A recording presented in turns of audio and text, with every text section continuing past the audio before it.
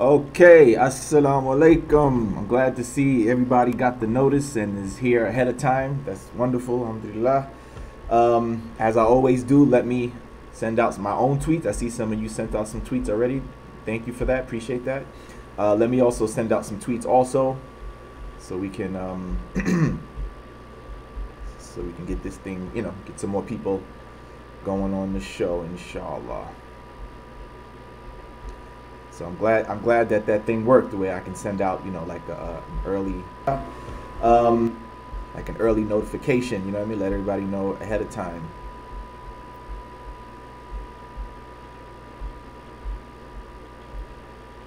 So that's pretty cool. All right, so let me do that. Let me just send out a tweet real quick. Let everybody know that the show is live and they can join us now. Let's see.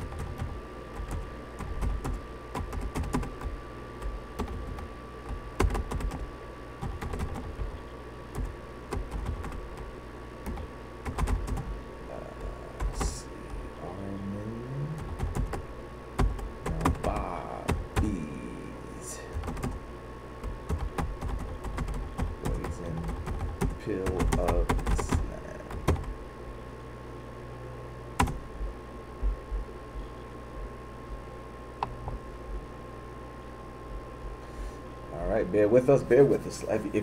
Whoever watches this show at a later time, just bear with us. As we do at the beginning of every show, we try to, send out some notifications and some tweets. So just bear with us. We will begin momentarily. We will begin momentarily.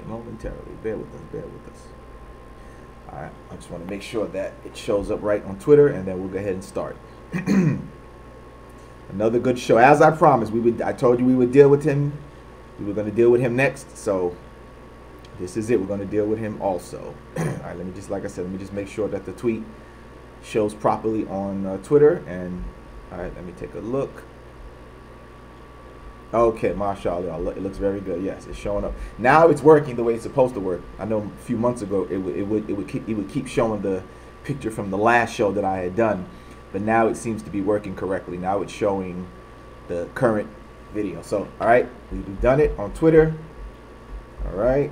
So let's go ahead and get this thing started. Also, too, what's this? Yeah, Shazad. Yeah, that's how it is. And matter of fact, Legend. Yeah, I saw that. I expect that because see that's the thing. A lot of them, they are the racists themselves. See, they don't like being called out on their bigotry and their racism because you know that I do that, right? When I'm talking or if I'm in my debates, I'll call them out on their racism and their bigotry because that's what it is. So they don't like to hear that. They don't like to face the truth that they're the bigots and they're the racists. So they try to reverse it and say, oh, he's the racist and all that. No, I'm calling you people out on your bigotry and your racism because they've self-deluded themselves into thinking that, they're the good guys. They're the Rambo, John Wayne superheroes of the world when in reality they're the bad guys, right? When in reality they're the oppressors. They're the racists, they're the bigots, and they don't want to face that reality because they've self-deluded themselves, you see? They've deluded themselves into thinking that they're supposedly the bad guys. Yeah, right, exactly, Mort, the mad Mamluks, right, exactly. And this is really what their problem is all over the world, not just with Islam, but as we see in Europe and in America, and Australia, with immigrants. Right, so whether you're an immigrant, if you're an immigrant of color, whether you're a black immigrant, Arab, Indian, Hispanic, Latino, whatever, right, they have a problem with that. So it's not just Islam, but Islam, as I've said before, to them represents the religion of a people of color. They're not used to that because Christianity, even though Christianity originally, or the teachings of Jesus originally was not of European origin, they transformed it into a religion that they could accept. Right? They turned Jesus white, God is white, the angels are little, Caucasian white babies. All the prophets were turned into old white men, you see? So they made Christianity palatable to the European, you see? So Islam is like a challenge because, as I've said before, they already got it in their mind that the Prophet Muhammad was an Arab. And the people who dominate in Islam are people of color. It's not like Christianity, you see? So you know, to them that's a problem, along with the other issues of immigrants from who are non-white. So they don't want to face that fact because, like I said, they've deluded themselves into thinking that they're always the good guys and, you know, everybody else is the bad guys. And so they don't want to face that fact when you call them out and say, hey, no, you're actually the bigots. You're the racists. You're the invaders. You're the killers. You're the genociders. They don't want to face that fact. So I expect that for them to do that in their, you know, in the comments on those videos. You know, it doesn't bother me. You know what I mean? I expect that. I expect nothing less from these white racist shayateen, right? I expect nothing less. But with that said, let's go ahead and get rolling into this topic. All right. As we said, we're going to be responding to this person here, ex-Muslim. He's an atheist, Armin Navabi. Now, I'm only going to deal with part 2 because the first part of this video, of his video, The Poison Pill of Islam, it really is just his own personal feelings of why, you know, what led him to become an atheist. So really that, you know, that there's really nothing to address in there. It's just his own feelings, how he said he had feelings about, you know, when he learned about the hellfire, and that he wanted to try to, because he realized that, and this is interesting. This is an interesting point, that he said he realized his parents were not praying. So once again, as we've seen many times, a lot of these so-called ex-Muslims, a lot of times they were not religious in the first place. A lot of these people who claim to be ex-Muslims, you will notice that they're ignorant about Islam. And then you listen, like I said, let them talk for themselves and they will expose it. Many of them, you'll hear them admit, oh, well, you know, their family wasn't religious. They didn't come from a religious family. They didn't really practice. You see what I'm saying? But then they want to come off like they're experts on Islam. And then these haters and these bigots who have platforms and institutions give them jobs, even though they weren't experts in Islam to begin with. They weren't even, not even experts, but they weren't even practicing Muslims. So you're giving jobs to these people who weren't even your basic practicing Muslim. He admits in part 1 that he saw his family not praying. His father and mother, they weren't praying, he says, right? So he says that when he learned about hellfire, he wanted to try to save them. So he said that he spoke in his school that, you know, whoever was teaching at the school said that, you know, you could pray for your family, or you could make up for them, like you could fast for them, you could do Hajj for them and stuff like that.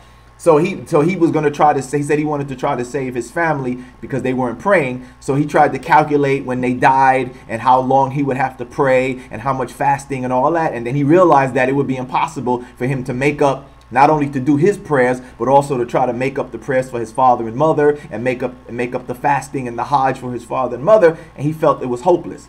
So that's his reason. But the point is interesting is that he acknowledges that obviously his parents weren't religious. Right? His parents weren't religious. He said they weren't praying, which led him to, you know, his feelings about how he was going to try to save them. You see, and then it led him to atheism, he says. So that first part is really not much to deal with because it was just his own personal feelings and how he would led him to that. But take note that as I've seen, that many of these people who claim to be the ex-Muslims, you will see that not only in what they say about Islam shows that they're ignorant about Islam and they must have never really studied it, because the claims that they make are outrageous. Most of the time, they're using these white racist talking points about Islam anyway. But in any case, you would see that they're ignorant, that it's like, you must not have been a practicing Muslim, because if you were practicing, you would know that what you're saying is a lie and is false. See? But like I said, many of them will expose themselves, as he did, by saying, oh, well, I saw that my parents weren't praying. They were never really praying. So that means they weren't religious. You didn't grow up in a religious household. You didn't grow up in a household that really tried to stress and teach you the Islam in the first place, which clearly exposes, which we see your ignorance and you're not knowing about Islam. Okay? So that's why I'm really only going to deal with part 2, because part 2 is where he begins to get into his claims against Islam. All right, so we're going to go ahead and get into that. All right, we're going to go ahead and get into that, and let's see what's going on here. What's this? I don't know why he left Islam. Right, exactly. They come from like cultural families, you know, just like here in the United States. You know, a lot of people, they come from Christian families, but they only Christian because their family was Christian. They never really studied the Bible. They didn't really, they didn't really get into it. It was just something that they did. They just, they practiced the Christmas. They celebrated the Easter. But when it comes to like that real knowledge of what they believe and practice, they just went along with it. They really didn't get into any deep thing, you see? So that's what you find out, you know. Praise Islam, no God but God. All right. Okay. Yeah. All right then. So let's go ahead and let's get into it. All right. Let's get into that now. Okay. So we're gonna go to the video. Where's the video? Here's the video right here. Okay. All right. Here we go. Let's begin. All right. Here we go. Let's listen, and I'm gonna deal with his arguments or the claims that he makes. All right. Let's start. Here we go. This is again response to Armin Navabi. All right. Armin Navabi. One more time. Matter of fact, one more time. Let me send out another tweet. By the way, don't forget, guys, like the video. Let's get these likes up. All right. Let's get the likes up so that way it shows up more in the algorithms, and more people will see the show and be able to benefit from this knowledge. Whether you're a Muslim, whether you're an anti-Muslim, whether you want to know about Islam, this information is useful to you, right? In all those people I mentioned, it could benefit you. It benefits the Muslim because you can use this information to refute, you know, you can use these arguments in your own discussions with people, whether online, in your personal life, etc. If you're interested in Islam, this will help you get the correct understanding of some of these issues. If you're anti-Islam, but you're sincerely anti-Islam, when I mean sincerely, meaning that you are against Islam because you sincerely think that, you know, or have been given information that you've believed showed you that Islam was evil or something, this will show you that you've been given wrong information, and if you're a sincere person, you perhaps may change your mind. All right? If you are a serious person.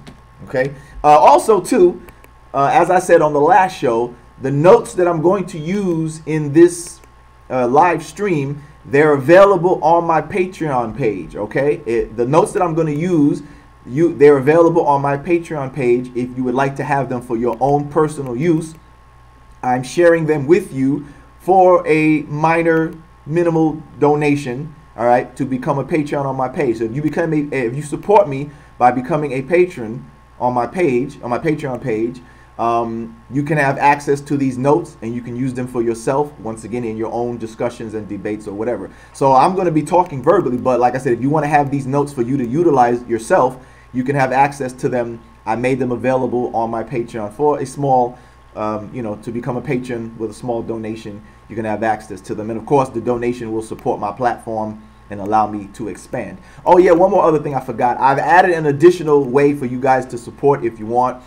I've added a Cash App, you know, where you can donate through Cash App if that's more useful to you, because I know a lot of people are using that as well. So I've given several means to support the platform, and I've added, like I said, I've added my Cash App. So if you would like to support your brother through, you know, through Cash App, if the other PayPal and all that is too difficult for you, then you can use Cash App. So I'm trying to make it as you know, simple as possible and give you as many options as possible to help support your brother, so I can expand the work that I'm doing and be able to do more of this work. Okay, like I've said, you know, David Wood and all of them, they're getting their support, including this guy here. He's getting his support. He has the atheists behind him, and they're supporting him. They're giving him platforms. He's speaking at universities and colleges and you know, all over. So they're putting their money behind their people. They're putting their money behind their people, and we have to do the same thing so we can get our message out. And inshallah, with your support, I can do the same thing. All right, enough of that. Let's go ahead and get to it. Okay, let's get to it now. Okay, let's go ahead and get to it. All right, here we go. Let's do it. Ready? Here we go. And grew, and it became now 1.6 million followers worldwide, and still growing.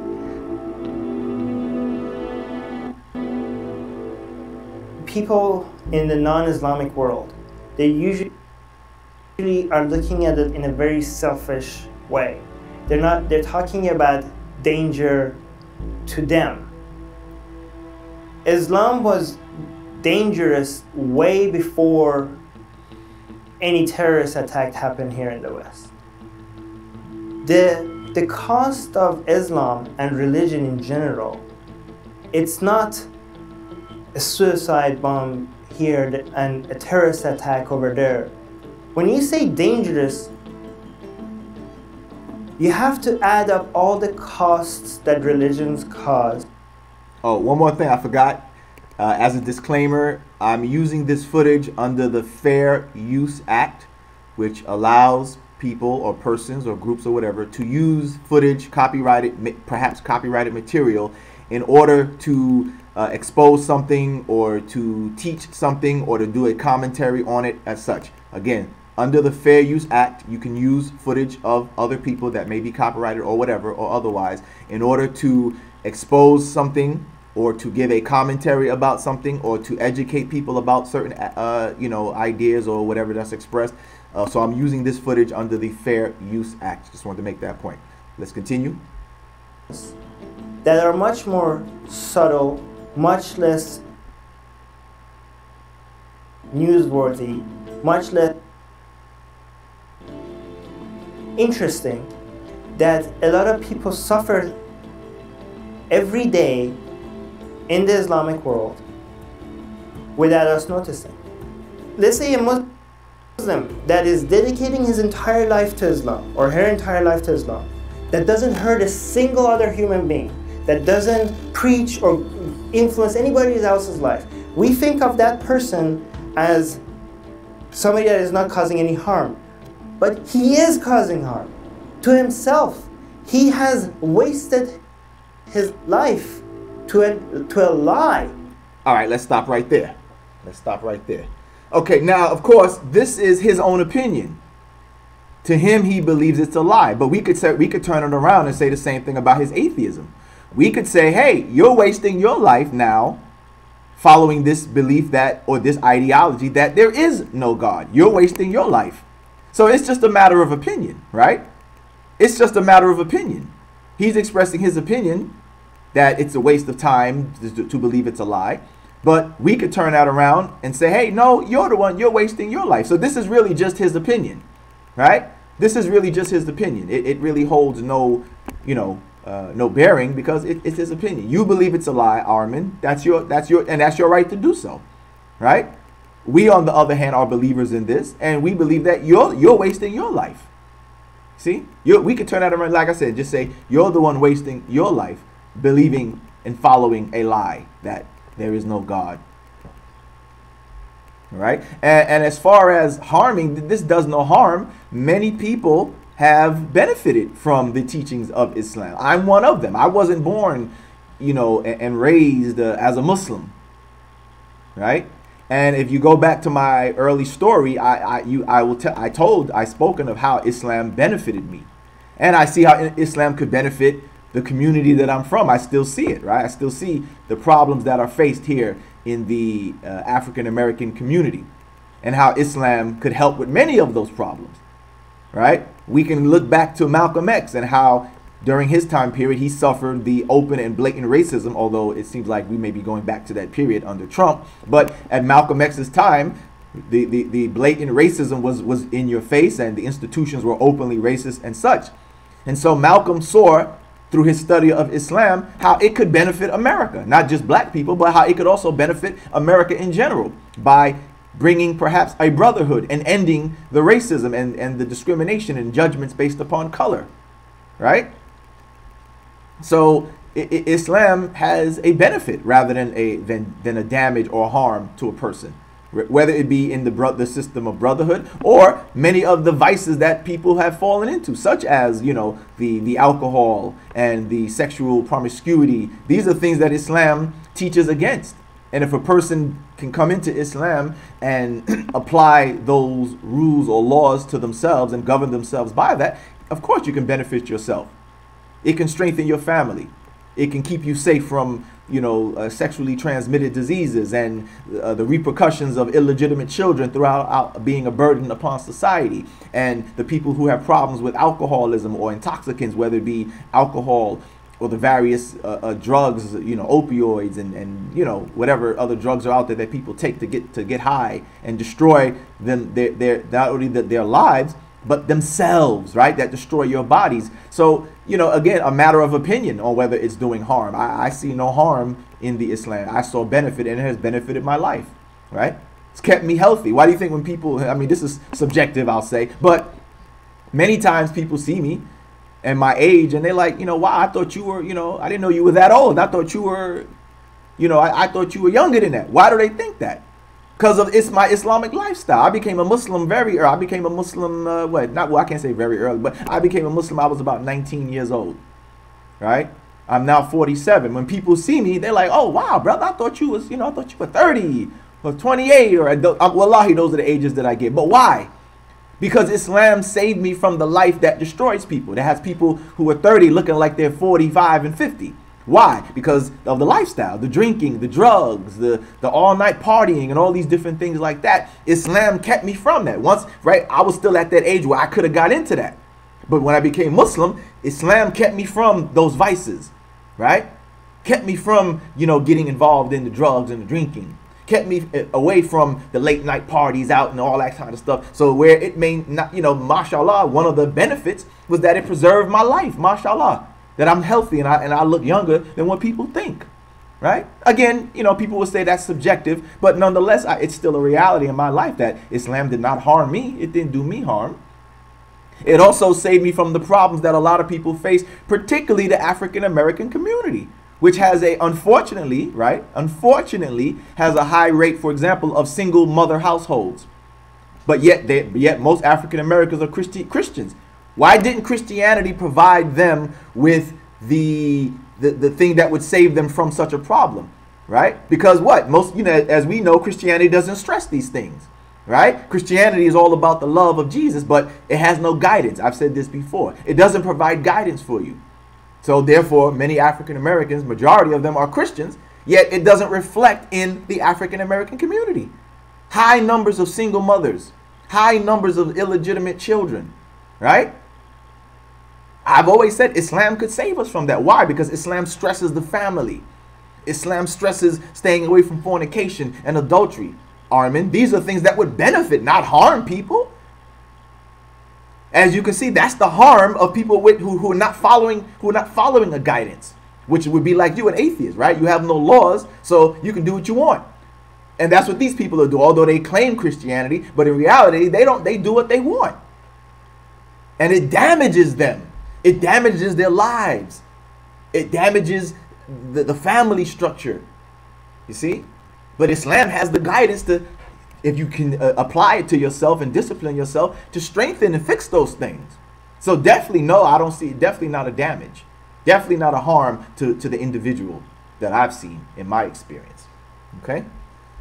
Let's continue.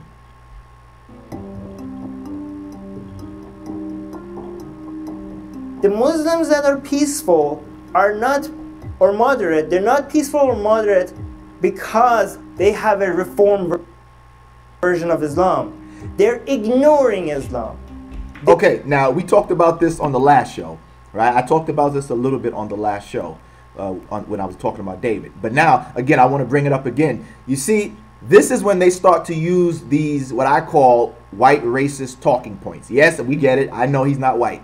But again, you have people, again, he's like the Uncle Tom version of a Middle Eastern. He's like the Middle East version of the Uncle Tom, or the Middle East version of the sellout, right? Because now he's using these points to talk against those from whom he came from.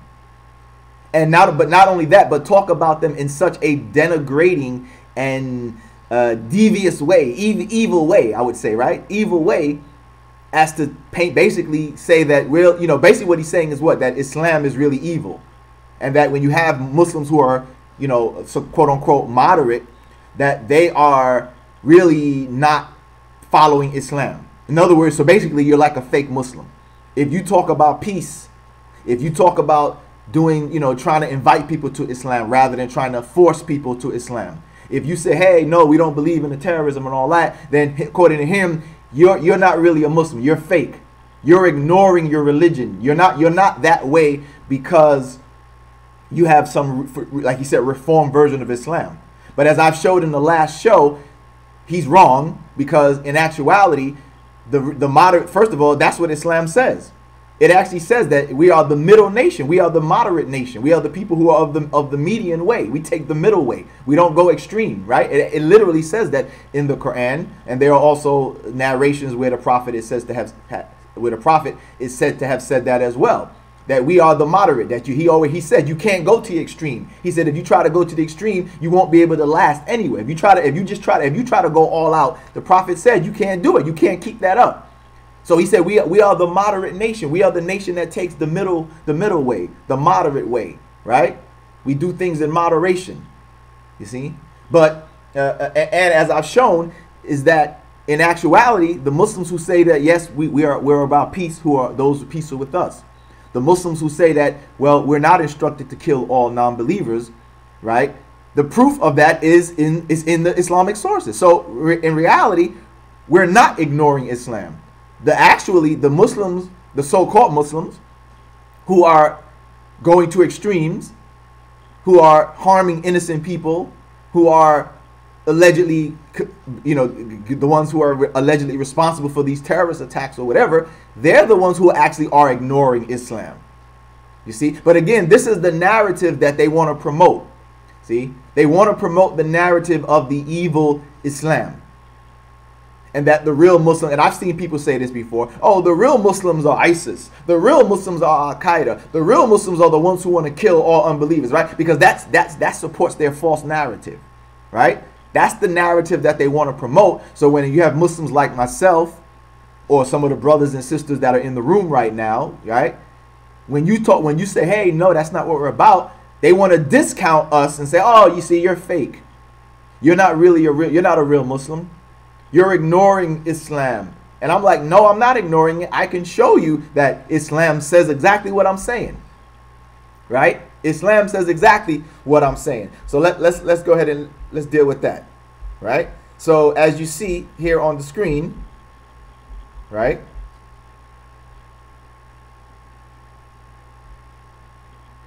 As you see here on the screen, again, these notes are available if you join the Patreon. These are some of the notes I used the other night, but I have some new notes I'm going to show you also. But as you see, we talked about some of these verses from the Quran that show that, Islam does not call for the force of people to accept Islam, right? That's one of their claims, right? As you see from the verses, what I put a little star next to, that as Allah says, if Allah had pleased, He could have made everybody not associate partners with Him, etc. But He says, we have not appointed you a keeper over them, and you are not placed in charge of them.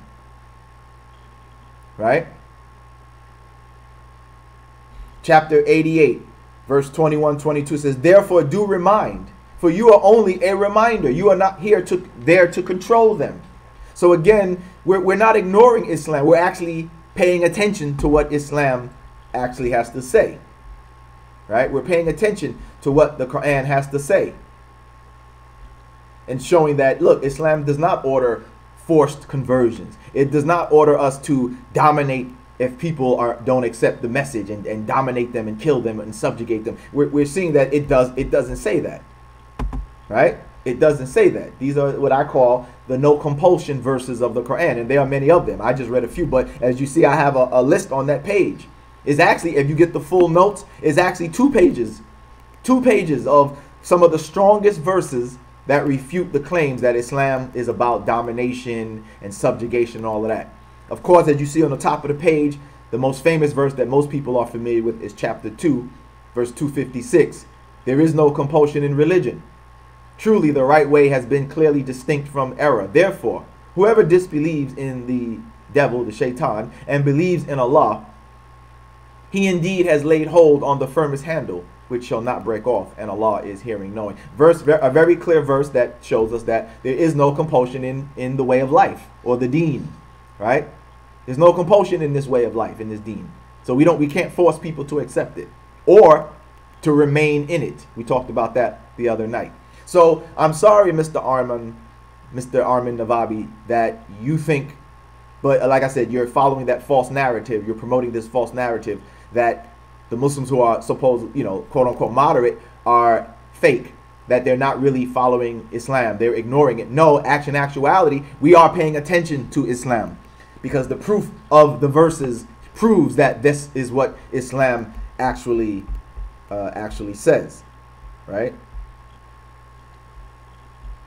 So I'm sorry, but the evidence shows that you're wrong, and that the actual quote unquote moderate Muslims are, now and let me clarify something too. When I say moderate Muslim, I mean a real moderate Muslim, meaning a Muslim who is, as I'm doing, promoting the true facts about Islam, that it does not call for subjugation and domination and killing everybody who's not Muslim and all that kind of stuff, right? That's what I mean. When I mean moderate, I mean a real moderate Muslim, not a what they would call liberal Muslim, right? You have these people who they're so-called liberal Muslim. I say so-called because I don't even think they're liberal, but you have these people who are the so-called liberal Muslim, who are actually they're the ones really trying to water Islam down. They want to ignore, that the hijab is real, right? They want to ignore that the hijab is real. They want to make excuses, and so no, I'm not talking about those.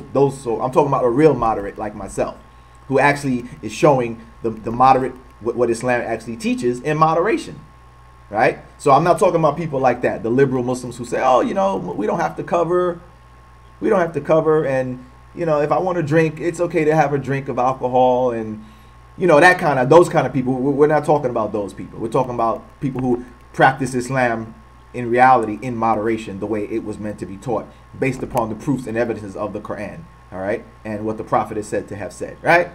Okay. So I want to make that point clear. Okay, let's continue.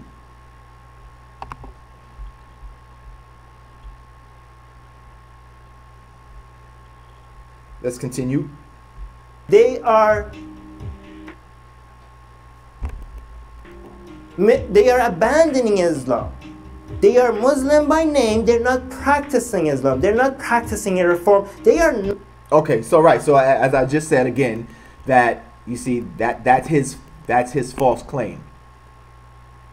As I've shown over the years since I've been on YouTube and even before YouTube, I've always made it my point to provide the evidence that the things that I say are not a watered down version of Islam.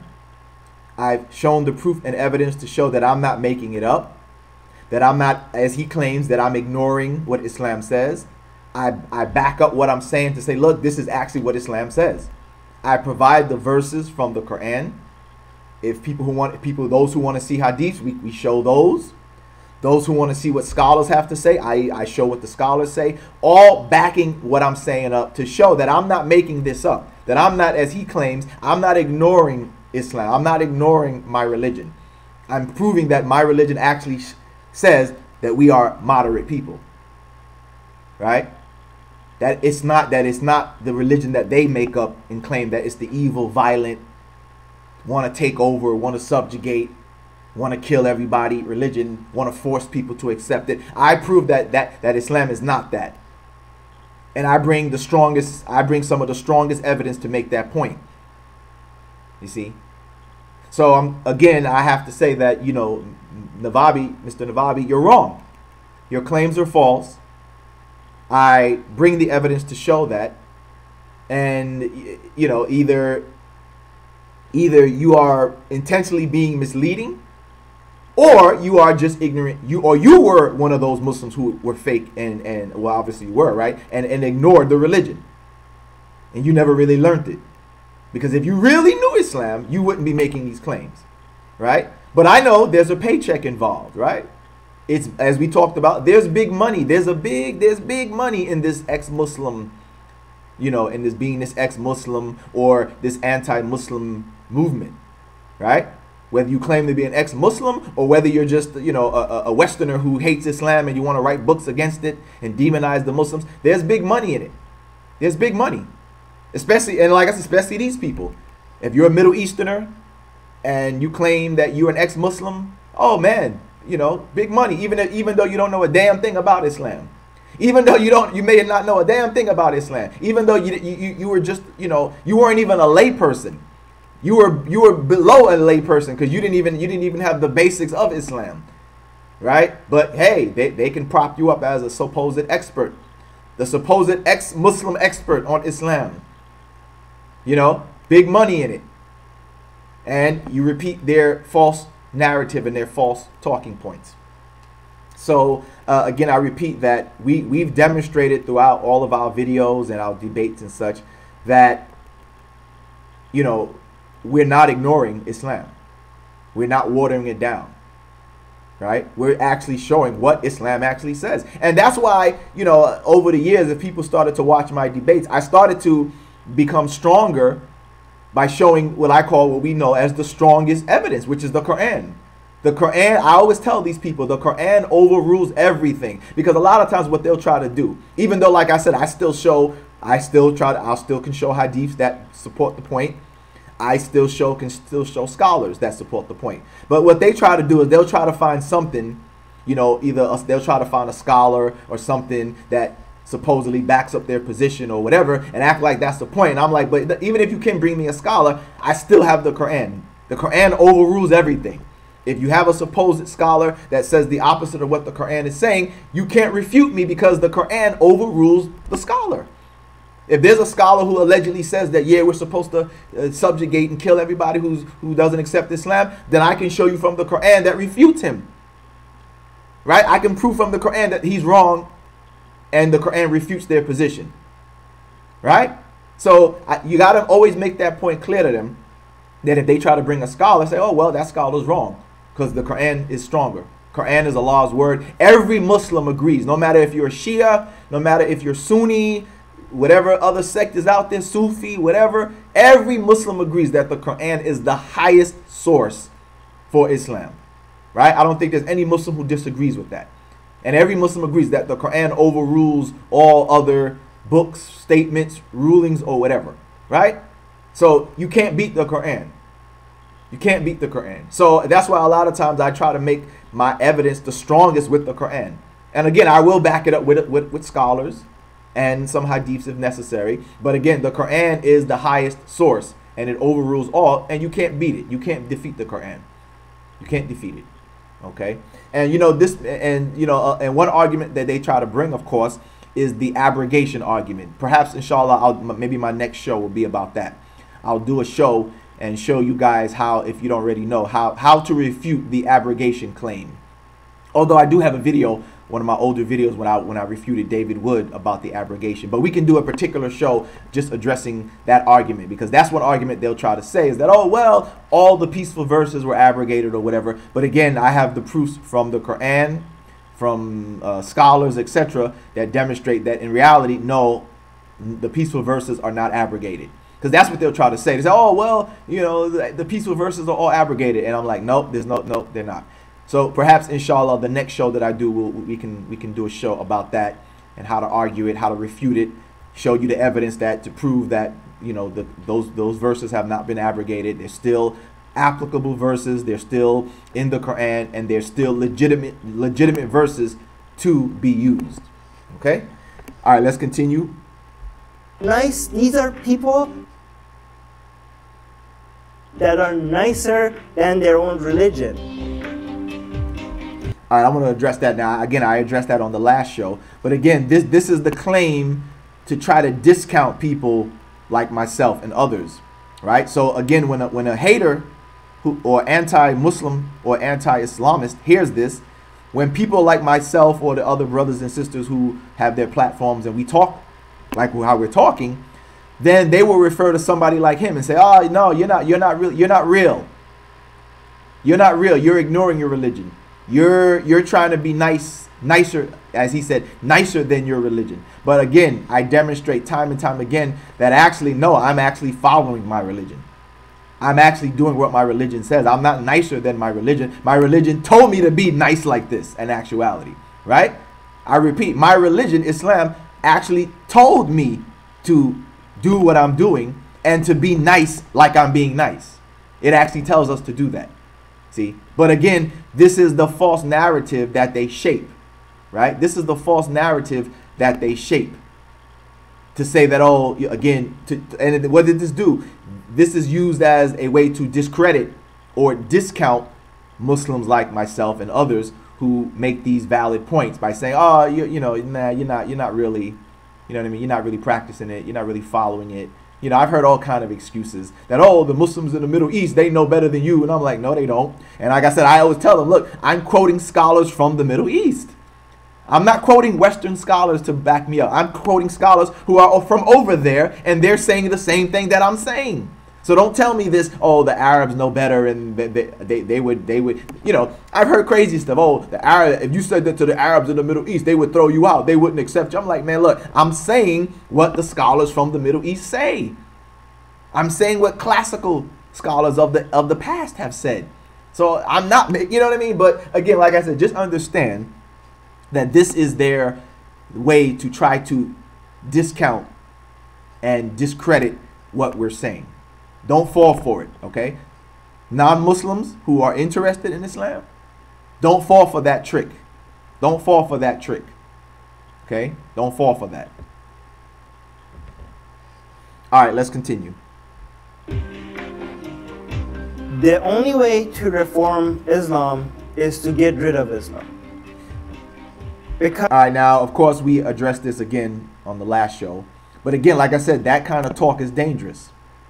That's the kind of talk, as we said on the last show, that the New Zealand shooter would go by.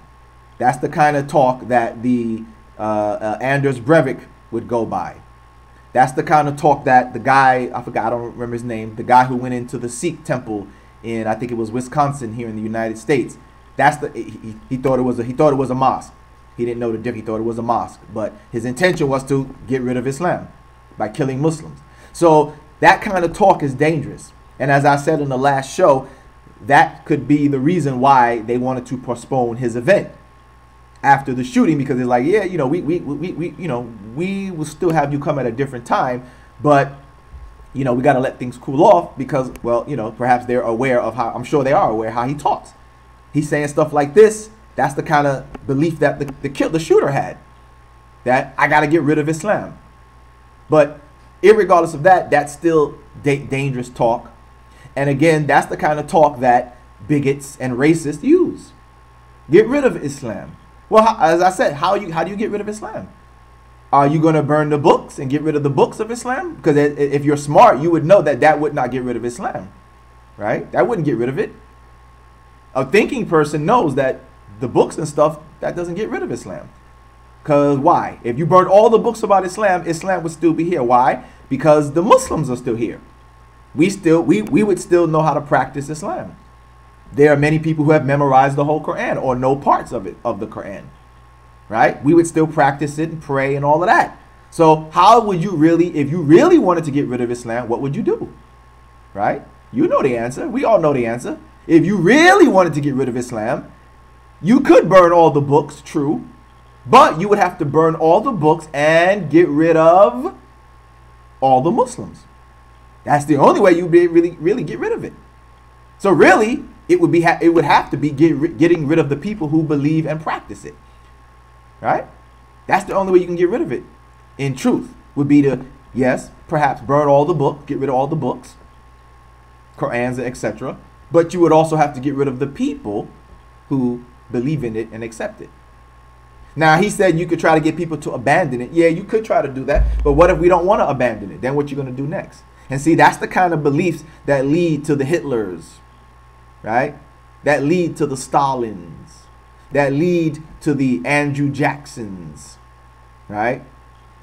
And others who throughout, you know, Western history and history in general, you know, wanted to get rid of whatever people they wanted to get rid of, right? Or belief system they wanted to get rid of, right? When they wanted to get rid of the movement, the civil rights movement, even though they failed, but what did they do? They killed Martin Luther King, right? They didn't say destroy Martin Luther King's books. They didn't say, how can we stop this civil rights movement? Let's burn all the books on civil rights. No, they said get rid of the person who believes and practices the civil rights. Kill Martin Luther King, right? How do we stop this pro-black, strong black man kind of thinking? Do we destroy all the books about it? No. Kill the man who believes in it and is promoting it. Kill Malcolm X, right? That's how we get rid of it. Kill the man. Again, they failed at it, but that was their thinking. Said, well, we got to stop it. How? Kill him. Kill the man who believes in it and promotes it. Kill the leader. Kill the head. Kill Martin Luther King. Kill Malcolm X. right? How do we stop this man who's getting people to vote, black people to vote? Do we kill books about black votes and voting? Destroy the books? No. Kill the man who believes in it. Kill Medgar Evers, right? For those of you who don't know, Medgar Evers was also a civil rights leader here in the United States around the time of Martin Luther King. And in his local area, he tried to do what he could in his capacity to get blacks the rights to vote and fight fight discrimination and stuff like that. And they killed him, right? They assassinated him in his front yard one day when he came home from work or whatever the case may be. So you see, that's the thinking. Get rid of the persons, get rid of the people who believe it. Because everybody understands that the books are just the books, right? The books are just the books. You got to get rid of the people who put it into practice. That's how you get rid of the belief, by killing the people. Now, I'm not saying that he's directly saying that, but again, that language that he's using is dangerous. Get rid of Islam. Well, again, people could take that and use that to get rid of Islam is getting rid of the Muslims, right? So it's very dangerous, very dangerous. Let's continue.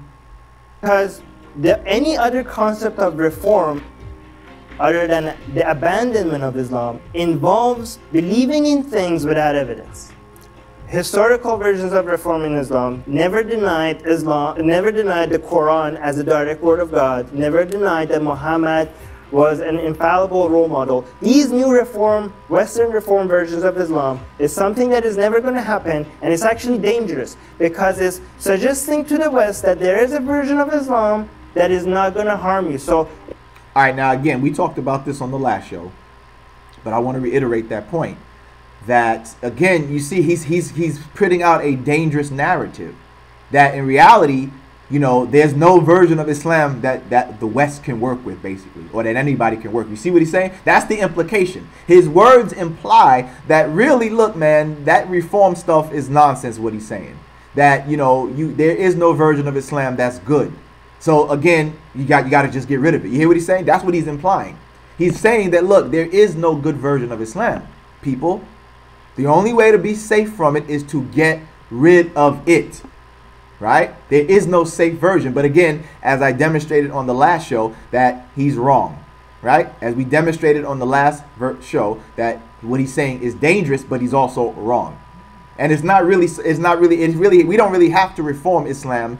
At least in the sense that we have to, like remake it or something like that. The only type of reform we would need is to really return back to the Quran, right? Return back to what Islam actually says, which is, as I demonstrated, that there's no compulsion in religion.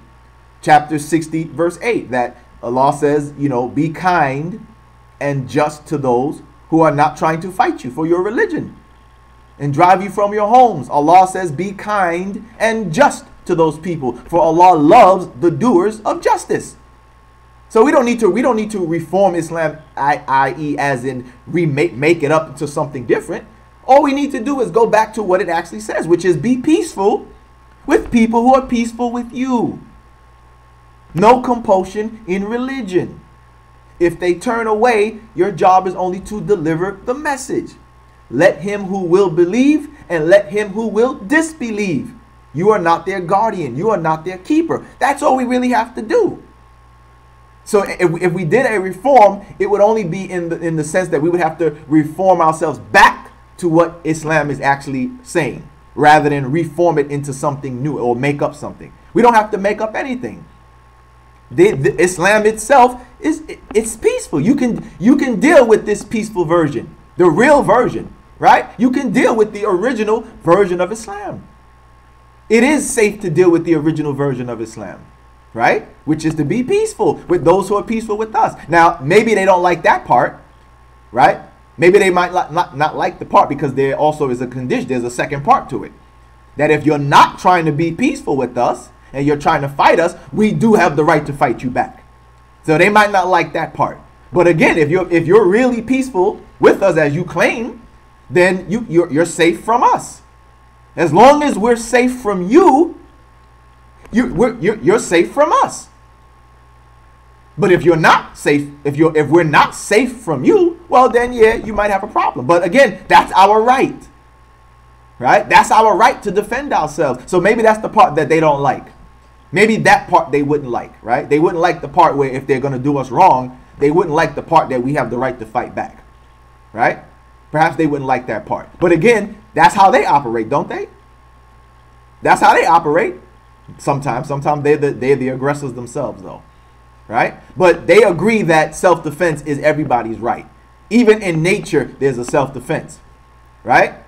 Even in nature, there's a self-defense. But for the animals, plants, some plants have a poison if you try to mess with it.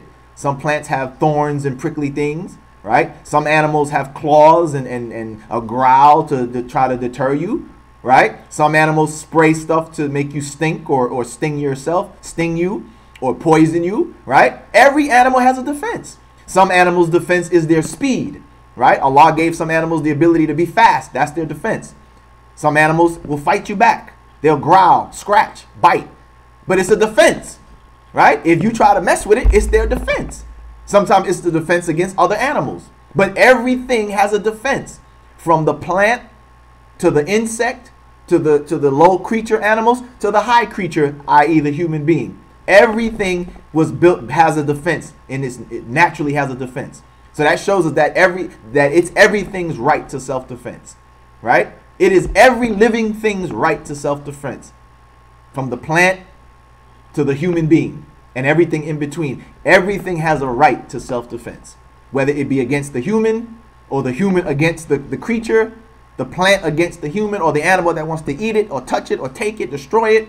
Everything has a natural right to self-defense, and no different in Islam. But I guess, see, for them, they like you to be passive, right? They don't like resistance, right? They don't like you to resist their aggression upon you. Well, too bad for that part. But again, if you're peaceful with us, Islam says be peaceful with you. So yes, indeed, you can be safe with that version of Islam, which is the original version of Islam. You can be safe with that as long as you're not an aggressor. As long as you're not an oppressor and a tyrant, etc., right? You can survive with that. As long as you stay out of our affairs, and we'll stay out of yours. So I'm sorry, Mr. Navabi. The original version of Islam is actually the version of Islam, the real version that you, the West, and whoever can deal with, can live with, can be safe with, or safe from, as you say. You see? It doesn't have to be destroyed, as you are implying or calling for. It doesn't have to be destroyed, sir. You don't have to get rid of it. But again, this is the narrative they want to promote. And see, that's the dangerous thing about some of these people. Because some of these people, if they had power, if they were put in positions of power, they would oppress the Muslims. Some of these secularists, if you listen to a lot of them, some of them, they talk as if they have good, lofty ideas. But a lot of them, if they were put as leaders of country, they would be the next Hitler. They would be the next Joseph Stalin or Mussolini or Andrew Jackson or Mao Tse-tung. You know, they would be the next ones. All those people throughout history, King Leopold, they would be those people. They would turn into them. You see, so you see how he's talking? If he was put into power, if this guy right here was given the ability to be the leader of a nation or a country, the way he's talking, he would turn into what he claims is the evil thing.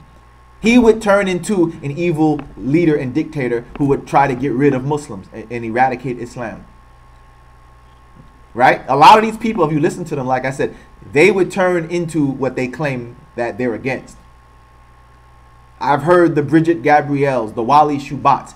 If you listen to them talk and you hear them, if any of these people were to put into power, became leaders of a nation, they would become the person that goes down in history as a Hitler, a King Leopold, like I said, a Stalin, Andrew Jackson, a Harry Truman, whoever. They would become those people if they had the power.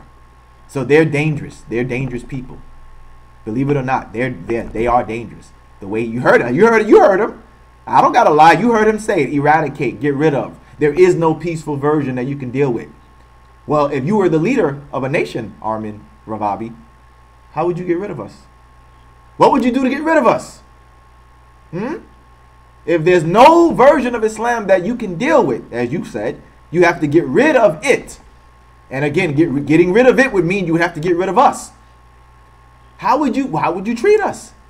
Would you put us in jail? Would you oppress us? Would you genocide us? Would you put us in ovens? Would you kill us all? What would you do to us, Mr. Navabi, since you said you'd have to get rid of Islam? So like I said, a lot of these people, they would become the very nightmare that they claim that they are afraid of or against. Many of them would be, like I said, the next Hitler. They would be the next Hitler, or the next whatever leader or dictator that you can think of in history. They would become those persons if they had the power. Like I said, just listen to them talk and you would see it. All right, let's continue. It's just a politically correct solution that is never going to fly and is taking our attention away from the actual movement that is growing. Again, listen, you heard his words. Again, he said that's never going to happen. See, this is a dangerous narrative. He said, "It's you're just believing in a I guess a so-called version of Islam." He said it. That's never gonna happen. That's a very dangerous way to limit the reality of Islam. To limit that, it's never gonna happen. But again, that's how they narrate. That's how they form their narrative. That's how they try to shape people's thinking. Right? That's how they shape people's thinking into thinking that, well, any Muslim I see, I can't trust them. Because that atheist guy, that ex-Muslim guy, he knows better. He knows better, right? He used to be one of them. He said, there is no good version. It's never gonna be a peace. You hear, right? That's what he said. So if I'm a hater, if I'm an Anders Breivik, if I'm a Brennan Trenton, or whatever the hell his name is, the guy who shot up New Zealand, right? If I'm one of these if I'm the new version of these people, or if I'm the next guy who wants to do what they did, and I listen to Mr. Navabi, what would I think? Hey, that guy's one of them, or used to be one of them. So he should know. He said, there's no good version. He said, there's no version we could be safe from. He said, there's never gonna be a good version. So if I'm the next, mosque shooter, I take what he says. He said, never. He said, there's no hope. He used the word never. There's no good version. Oh, well, then they all deserve to die. Any Muslim I see, they all deserve it. Because that guy said there's no good version. So yeah, if I see a Muslim woman, she deserves to go. I see a Muslim child, they deserve to go. I see an elderly, old man Muslim lady, he and she, they deserve to go, even if they're old. Right? We know when it comes to men, men gonna attack men. But that's why they'll have no remorse to attack a woman. In fact, that's why Muslim women get attacked by these devils. See? Because they don't see you as deserving of any compassion, even though you're a woman. Right? Most of the time, the West talks about how women are supposed to be treated. Right? You should never hit a woman. You should never be rough with a woman. Right? Don't they say that? You should never do this to the woman. Treat a woman with care, all this stuff. But when it comes to the Muslim woman, why don't they do that to her? Why do they attack the Muslim woman? It's because they don't see the Muslim, period, as deserving of any respect. You're not deserving of humanity. You're not a human, basically. So when they see the Muslim woman, you gotta go. As I said, this dude, the guy in New Zealand, Brennan Trenton, whatever, they said he shot kids. He shot kids in the masjid. Why didn't he have any remorse for the kids? Why didn't he say, nah, I'm just going to shoot the adults? I mean, that's bad too. But if he had any sense of humanity, he might have said, I'm only going to kill adults. But they said he killed children too. Why? Because he's thinking like this bastard right here. Yeah, now I got to call your names because you calling for my destruction. Now I got to get rough with you because you calling for my destruction. You putting I got children. You putting my children in danger. You putting other Muslim children in danger. You putting women in danger. You putting elderly people in danger. So yeah, I got to talk about you roughly. Can't handle you with light gloves. Right? I got a daughter. She's out there. You putting her in danger by talking like this. I got children. They got Muslim names. You putting them in danger. And even though I know how to handle myself, you still putting me in danger. Right? Even though I know how to handle a devil if you want to run up on me. But still, nonetheless, you still put me in danger because I don't want to fight. I want peace. Right? I want peace. I want to be able to live in peace. But again, I know how to handle myself if you want to run up. But I'd rather not have to deal with that. You see what I'm saying? Nobody really wants to fight. Well, maybe there are some people. But I don't want to fight unless I have to. But I don't want to. I prefer that. I'd rather have peace with you. But you put me in danger, Navabi, the way you talking. Because that makes us all dangerous. If none of us are following a version of Islam, that's good. If none of us can have a version of Islam that's that people from the West or non-Muslims can deal with safely, well, then that means we all are dangerous, Navabi. That means we all have to go. Like I say, you may not be calling for violence, but people who are listening to you and Spencer and David Wood and whoever else promotes these ideas, you don't have to tell them to come out and kill us directly. All I got, like I said in the last show, just listen to the way you're talking. And if I'm really angry enough about Islam and hateful enough, I can take your ideas and use that to justify. Even, like I said, even though you didn't call for it directly. But if I'm listening and I'm really hateful of Islam and you're fear-mongering, I'll say, hey, you know what? That guy, he said it. There's no safe version. That means that we gotta get rid of him. None of them are good. None of them are good, man. I'm gonna go out and kill them all.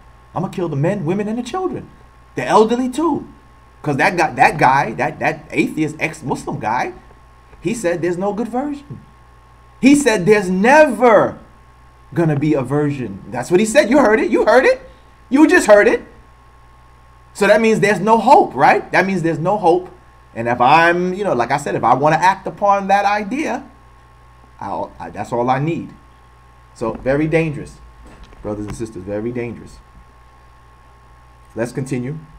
That it does have a chance. That is the ex-Muslim movement. The reform movement is very condescending because it's suggesting that the people living in the Islamic world are too dumb and too stupid to understand that there is no God. So these dumb people, let's just hope that they believe in a version of Islam that is not going to harm us, because it's too soon for us to even introduce secularism and atheism.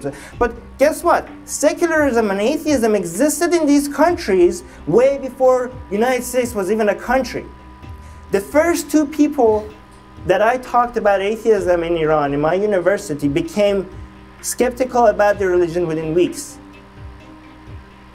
There's much higher chance of people abandoning their religion once you... And see, this is the thing I wonder about. Again, I don't know what kind of people they talk to. Like, I've heard the atheist arguments, and I'm not convinced. Right? I've heard their arguments, and many of you probably heard their arguments, right? I'm not convinced. So I don't know what kind of people that he said in the universities or whatever. Well, I don't know who you're talking to. And I don't know, I can't speak for what goes on in the Middle East. I don't know if some of you from over there, you could probably tell us, but I don't know if you're limited in the information you get over there. Maybe because they don't have access to other information, that when somebody introduces such an idea to them, that since they're limited, since your countries may limit the information you have access to, that you don't have a wider scale in order for you to be able to hear these other arguments and refute them. You know what I mean? So I wonder who he would talk to that would be convinced. He said he introduced it to the universities or whatever and professors or something like that, and they became skeptical of the religion within a week or two. But I'm like, I've heard atheist arguments and I'm not convinced, right? I'm not convinced that there isn't no God. To me, there's more evidence that I see that says to me that there is a God. Like I said, when I look at the creation of the earth, the universe, the planets, and the way everything has an order to it, the way this earth has an order to it, the seasons, our body, everything has a structure to it. I'm like, you telling me that this stuff just came from nowhere? Right? Everything is mathematical. It has a mathematics to it. It has a way to observe it, and it's consistent. The earth goes around the sun at a certain number of days all the time. The planets stay in their orbit. The body operates. You telling me this stuff just happened? That it happened in such a mathematical and mechanical way that it happened out of nothing? That's what you're trying to tell me? The planets stay in their order, right? The Earth remains the third planet from the sun. How come how come the Earth doesn't float out into outer space and crash into Jupiter or whatever? Or how come we don't just float into the sun? Or just start, why are we in an order? Why is there an order to the planets? Right? All the planets are in their consistent order. So in my mind, this tells me that this it can't be that just these things just happened haphazardly. Right? I see an order and a structure to the creation. To the atheists, I guess they don't. But to me, I look at it, I'm like, nah, to me, I see structure. I see order, whether it be with the planets or on this planet or myself, right? There's an order to it. The way I breathe out the carbon dioxide and I breathe in the oxygen. Even in that fact, the fact that, look how the system is. That we breathe out a substance called carbon dioxide, but it doesn't go to waste. Carbon dioxide is good for trees, plants, and grass. And guess what? The plants and trees and grass, it gives off something that we need. It gives off oxygen. So it's like a self-operating system that cycles and benefits itself. You telling me that just happened? You telling me that just happened out of nowhere, that something or nothing just threw out a thing that made a system that cycles the oxygen and the carbon dioxide, and one of the substances benefits the human life and the animal life, and then the other thing, the substance that comes out of the human or the animal life, benefits the plant life? That you tell me that just happened out of nowhere? So for me, those are proofs that no, there's something higher. There's a higher power. At least for me. The atheists may disagree. Obviously, they do disagree. But again, I'm just making these points to show that his argument as if atheism is the logical conclusion, I don't agree with that. To me, it's not the logical conclusion when I actually examine the earth itself and human and life itself. And then when I start to look out to the planets and the galaxy and the universe, to me, the logical conclusion is not atheism, in my opinion. To me, it can't be atheism. To me, there must be some higher power, some higher intelligence had to put this together. Why do I say that? Because we are intelligent. And when we are intelligent, we put stuff together, right? So clearly, if we are intelligent beings on this earth, and with our intelligence, we can do amazing things too, can't we?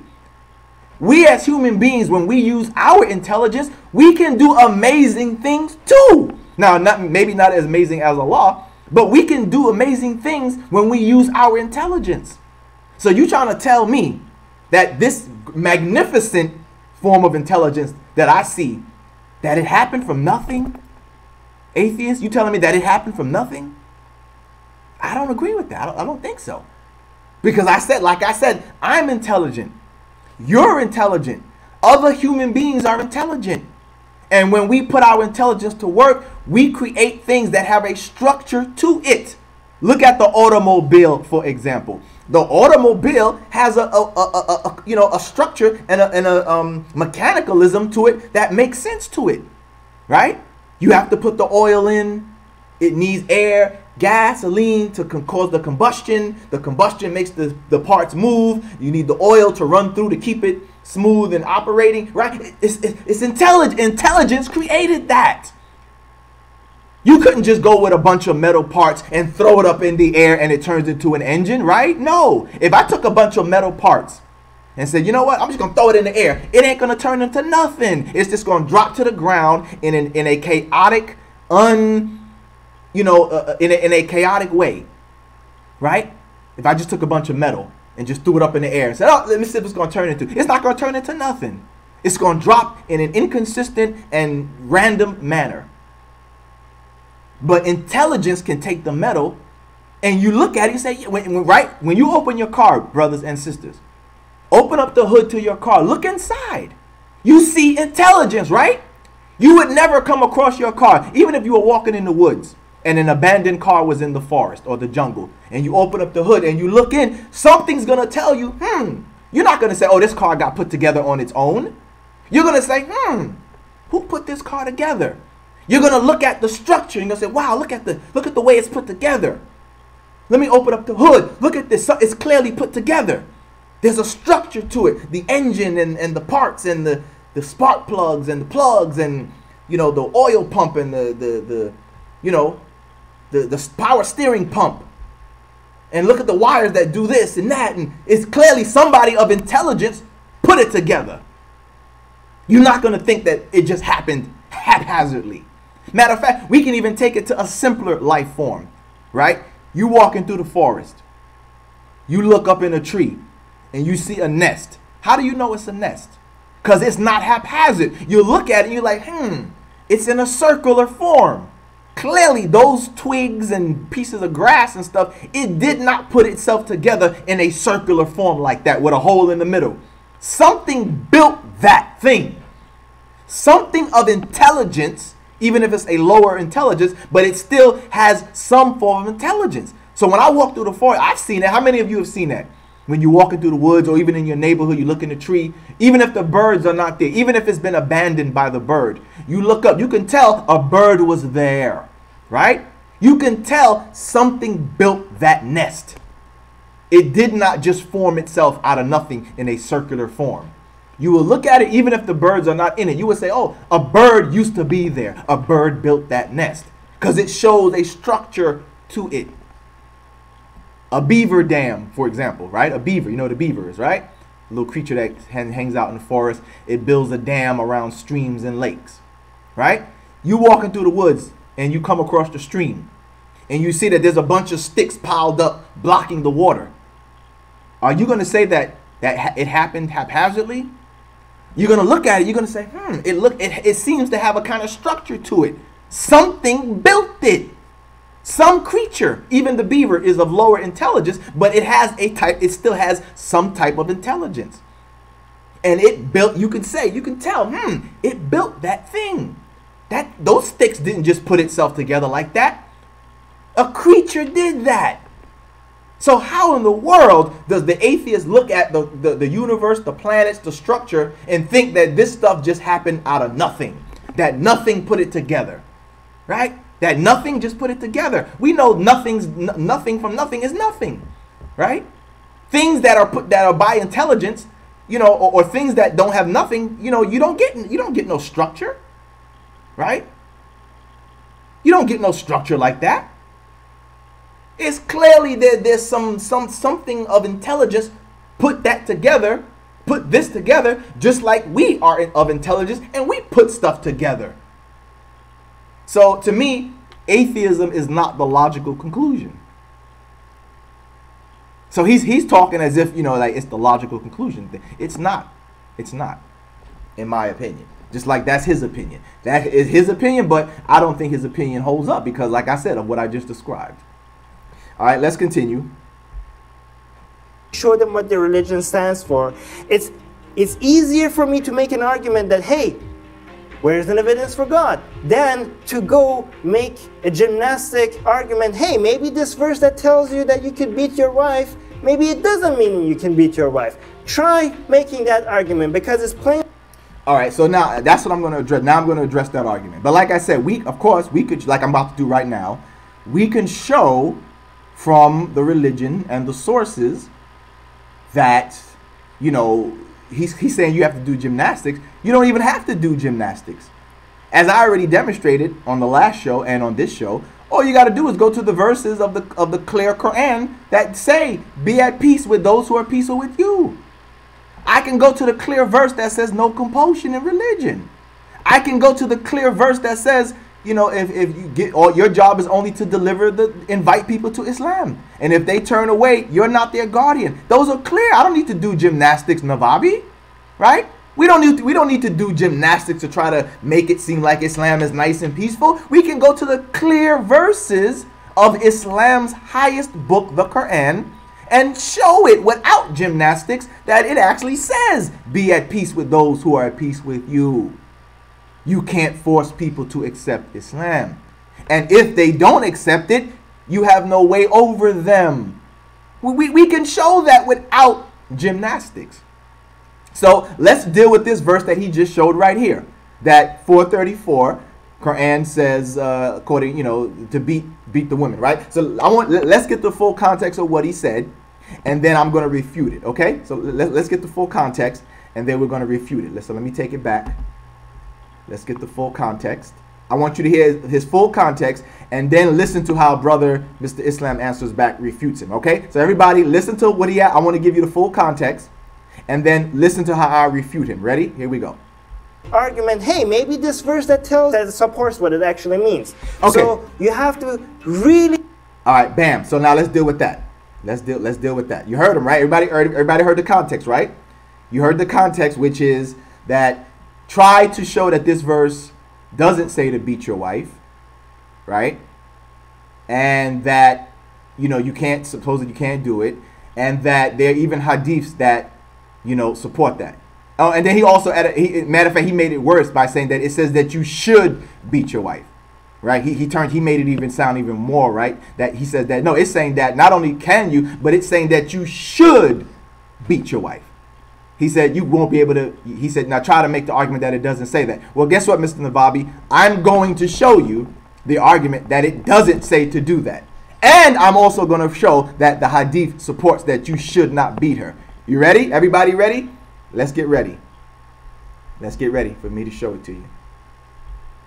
All right. Also, let me add, again, these notes right here are also, wait, where's the notes? Oh, there we go. That these notes are available. What I'm showing you, the notes that I'm using to make this refutation, these notes are available on my Patreon page. Okay. So if you would like to have these notes for your own personal use, other than, you know, having the video, but if you want to be able to have it so you can actually have it in your hand, you can get these notes that I'm using on my Patreon page. All you got to do is join it, become a patron, and you will have access to these notes that I'm sharing on these shows. All right. And again, and of course, the money goes to supporting the platform. So the money goes to a good cause, which is to help your brother, Mr. Islam Answers Back, Shadid Lewis, to be able to continue the work that I'm doing and do it, inshallah, on a larger scale. And in return, not only do you get the blessings from Allah for giving money in the cause of dawah to Islam, but you also get in return get something from me, which is you get to use the very strong and powerful arguments and notes that I use to, beyond a shadow of a doubt, destroy the arguments of these people. Okay? So here we go. So let's deal with it. All right? So now he says that try to convince people that the verse is not saying to beat your wife. So as you see, the note says, does the Quran condone wife beating? My argument is no. Why do I say that? The word that is translated in that verse for beat is the word darab, the Arabic word darab, right? Darab. In the verse, it is wa idribihunna. That's the, you know, it said, and you know, that's how it is in that verse. But the root word is darab. Right? In the grammatical form in the verse is that part where some translators translate it as beat. The word is wa'id, and you know wa'id bihuna. That's how it is grammatically. Okay. So what does this word mean? True, yes, one of the meanings of the word is beat. That is one of the meanings. But this word has several meanings beyond just that. Many people don't know that, right? This word has many more meanings just than beat. As I'm showing you on the screen. Look on the screen. And I use the Arabic to English lexicon of Edward William Lane. Now, this is a non-Muslim, but the reason why I'm stressing this is because I don't want them to say, which I've heard before, that, oh, you know, that you're using a Muslim you're using the Arab who's trying to make it sound nice. So here I picked somebody who's not Muslim at all. Okay? I picked the lexicon of a person who even though it's still the language, but he's not a Muslim at all. So you can't say that he's biased and he's trying to make Islam, you know, seem peaceful or nice. So I picked a non-Muslim who is, we're going to take as neutral, yet he's being honest and telling us what the word means. Plus, he wouldn't be able to lie anyway, because obviously this is a language lexicon. Your information is supposed to be accurate. So look here in the lexicon and look what he says on page 1779 of the Arabic to English lexicon of Edward William Lane. Now again, when you go to that page, you're going to see a number of meanings for darab, for the word darab. So I picked out the meanings, some of the meanings, some of the names, the meanings of this word that show that it doesn't always mean beat or strike or hit something. All right, so take a look here. He says that daraba is he turned away, or a person or thing from him or it. He turned away. He avoided. They shunned or left him or it. Namely, a person or thing, right? Meaning they turned away from the person, they left the person, they left the thing, they shunned it, they avoided it, etc. Hopefully you get where I'm going with this, right? It says, one says also, I turned away from him and left him. What is Mr. Islam answers back saying?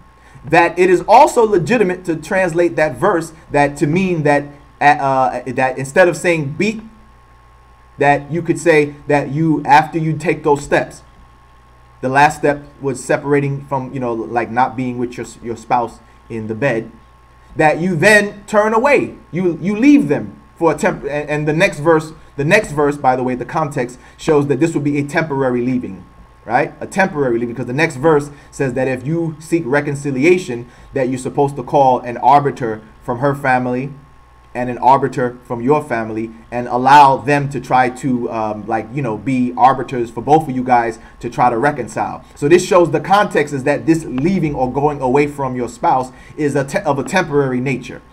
Of course, if you want to divorce, finally then you divorce. But if you guys seek reconciliation, the very next verse says that you're supposed to call a representative from her family, a representative from your family as the husband.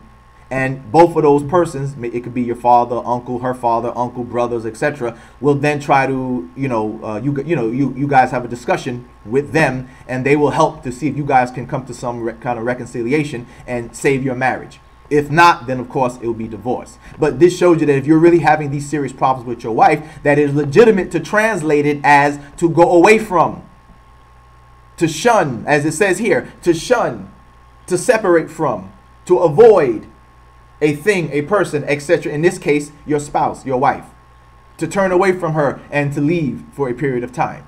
All right. As we see here, the next example on the next page, on page 1780 of the Arabic to English lexicon, he goes on to give more meanings of the word. It says that it could mean an example as in a camel ran away. A camel ran, again, notice the idea is continuously what? To go away from that thing or that person. You're going away from the person. You're going away from the thing. So a camel ran away at random, it says. The religious leader shall hasten to go away through the land, fleeing from a faction or sedition. I hastened in journeying. Again, see, I went away on a trip. And I'm going to show you that too. I'm also going to show you how that word is also used in the Quran, because the Quran is also an indicator of how these words can be understood based upon the Quran's usage. And I'm going to show you how in the Quran uses the very same word that many translate as beat, that it also translated as to travel or to, go away or to make examples. And I'm going to show you all of that. Like I said, I'm going to give you the strongest arguments that people will not be able to say, oh, you're making that up. You're trying to water down Islam. And then, like I said, I'm also going to show you from the Prophet that the Prophet backs up this position, that the word should be translated as go away from or whatever and not beat. Okay? So hang on tight. If you're already looking on the screen, you'll probably already see I already have the hadith in view right there. But let's take a look. So as I said, it says that I hastened in journeying. These are all the entries that the lexicon gives for the various meanings of the word daraba or darab. Okay, so it says that the birds went away. Notice it keeps going about going away or going on a trip, going on a travel, to avoid, shun, stay away from, avoid, etc. So here it says the birds went away. It passed or passed away. Your fortune or time separated us. You see, separated us. Or made a wide separation between us. You see that, right? You see that? So I'm not making it up. I'm not trying to water it down, trying to water Islam down to make it seem peaceful for the non-Muslims to. No, this is exactly what this word means. And then as you see here, I gave examples from the Quran where that word is used in that meaning. 73:20, chapter 43:5, chapter 5 verse 106, chapter 4 verse 94, chapter 4 verse 101, and chapter 3 verse 156 shows that the word darab in its various grammatical forms shows it means to go away from, right? To go away or to travel, right? Because sometimes it could also mean that. It could mean that it says that you strike out on a journey. Not necessarily that you're like physically striking something, but you're striking out on a journey. You see? You strike to go on a journey. Not, again, it's not physical like you're hitting like you're hitting something or whatever, but you're moving out on a trip. I strike out on a journey.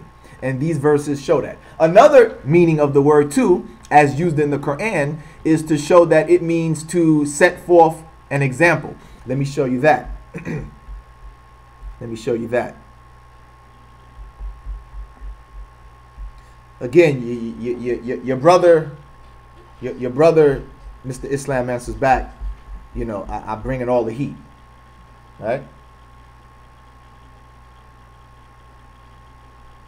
Yeah, Salafi Dawa, yeah, you have that as well. You have that as well. That some will translate it that it means a light beating. The problem with that one though is that the word itself doesn't, it just says darab. It doesn't say, it doesn't include the Arabic word lightly. It just includes the word darab, with idribihuna. It doesn't specify what kind of idribihuna is it. You know what I'm saying? Now I know of course the hadith that people refer to that it says beat lightly or whatever the case may be. But if somebody was to just read the verse itself as is, the verse itself just uses where idribihuna. It doesn't specify is it a light idribihuna, hard. It just uses, you know what I'm saying? So that's the thing there. But what you're saying is a valid point. I get what you're saying, and I'm familiar with that. But I'm just want to go for people who are going to just go by the verse itself and not going to look deeper, right? They're not going to look deeper. So I want to show that if you didn't look deeper, that the verse itself could still show it means to go away from or to separate or to avoid. Okay? But yes, what you're saying is a valid argument, and some people translate that. And that's why you'll notice in some translations, wa alaikum salam Muhammad Zakaria, in some translations, they'll put, but they put it in parentheses. They put in parentheses beat and then in parentheses lightly. But again, everybody who understands what parentheses are, parentheses means that what I'm putting in parentheses is not actually in the text itself, right? It's not there, but this is what, you're saying that this is what it's supposed to imply. So the way I'm giving it is that a way that even if you didn't want to go deeper, like if you didn't want to, get into the hadith or whatever, that you could still make an argument that this verse is not condoning beating your wife or spousal abuse or something like that. So I want everybody to understand that. Okay. Where was I? Okay, so yeah. So like I said, that I'm going to show you that this verse, that this word also can mean to set forth, meaning to strike out an example, right? You get what I'm saying? That you can strike an example, meaning you're making an example. You're not physically touching or beating or hitting anybody, but you can make an example, as in, you give examples or to set forth, like, in other words, like you set forth a lesson, right? And I'll show you that right here, where we see in the Quran that is used, where is it? Okay, so as you see here on the screen, this is from the Corpus Quran website, which is I think a valuable resource if you can get it. It's online, you can get it for free. It's not, and just save it into your browser. This website is pretty good because it takes a word from the Quran, right? You select the word and it will show you where that word is used in every verse of the Quran, right? As you see on the screen, it will show you where that verse is used in every oops, my bad. Hold on a second. Oops, my bad. No. Forgot I got to keep it on this page. It will show you where that word is used in every verse of the Quran and how it's used. So as you can see here on the screen, if you're looking on the screen right now, right, you see that it's the same word, but it's, of course, in its different grammatical forms. And look how the word is used throughout the Quran. It doesn't mean beat a lot of the times. So as you can see in the first example, yadribu, It's the same word, same root word. Here it means to set forth, right? To set forth. It could be set forth on a journey or to set forth an example like you see in the next verse, the next example. Yep. Yadribu. Allah set forth. What is Allah setting forth? Allah sets forth an example. So when you look at the verse, it will show you that it says like Allah is setting forth an example. He's not hitting anybody, right? Allah's not striking you. He's not hitting you physically. He's setting an example. He's making an example. Perhaps it's a parable, or he's explaining something, or he's, dropping his knowledge on you. But he's not physically hitting you. So as you can see, it's the same word, but it has these different meanings. You see? In a lot of these verses, as you see, daraba, Allah sets forth. Once again, daraba, right? The root is darab, but here it is daraba, Allah is setting forth. Right? Wa yadribu, and Allah sets forth. So again, these verses are not saying that Allah is setting forth on a journey. These verses are not saying that Allah is hitting you or hitting somebody. You see? But it's the same word. It's the same word that is used in chapter 4, verse 34. Same exact word, just in a different grammatical form, but nonetheless, it's still the same word. If the word only meant to beat or hit somebody, then how is it used here? Because again, if you look at these verses, Allah is not hitting anybody in these verses. Allah is not beating people in these verses. And Allah is not journeying, because we know Allah does not, He doesn't travel around like that, right? So He's not traveling and He's not hitting you. He's setting forth an example by teaching. In other words, He's teaching a lesson. Maybe he's giving you a parable in one of the verses, or he's giving you wisdom about something, and therefore He's setting an example. Okay, so as you can see down the line, many of the usage, it doesn't mean beat at all. Right, as you can see through many of the examples given on the screen. In some examples, yes, it can mean to strike or hit something, but in most of the examples, as you see, it doesn't mean to hit, right? And they put forth, and Allah sets forth, put forth, and we put forth, right? Allah sets forth and set forth and present. See? So most of the time, as you can see, it's not used to mean to hit something or to beat somebody. So once again, I'm not making it up. I'm not trying to water it down. I'm not trying to make it appeasing to the Westerners or any of these arguments that they use, as you can see. Okay?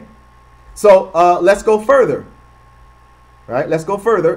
Let me go to, I want to go back to the hadith now, right? And then I'm going to show you that there are translators who have translated with the other meanings. That's the next thing I'm going to show you. But first, before we do that, let's go on ahead and let's get to the hello, the comely man.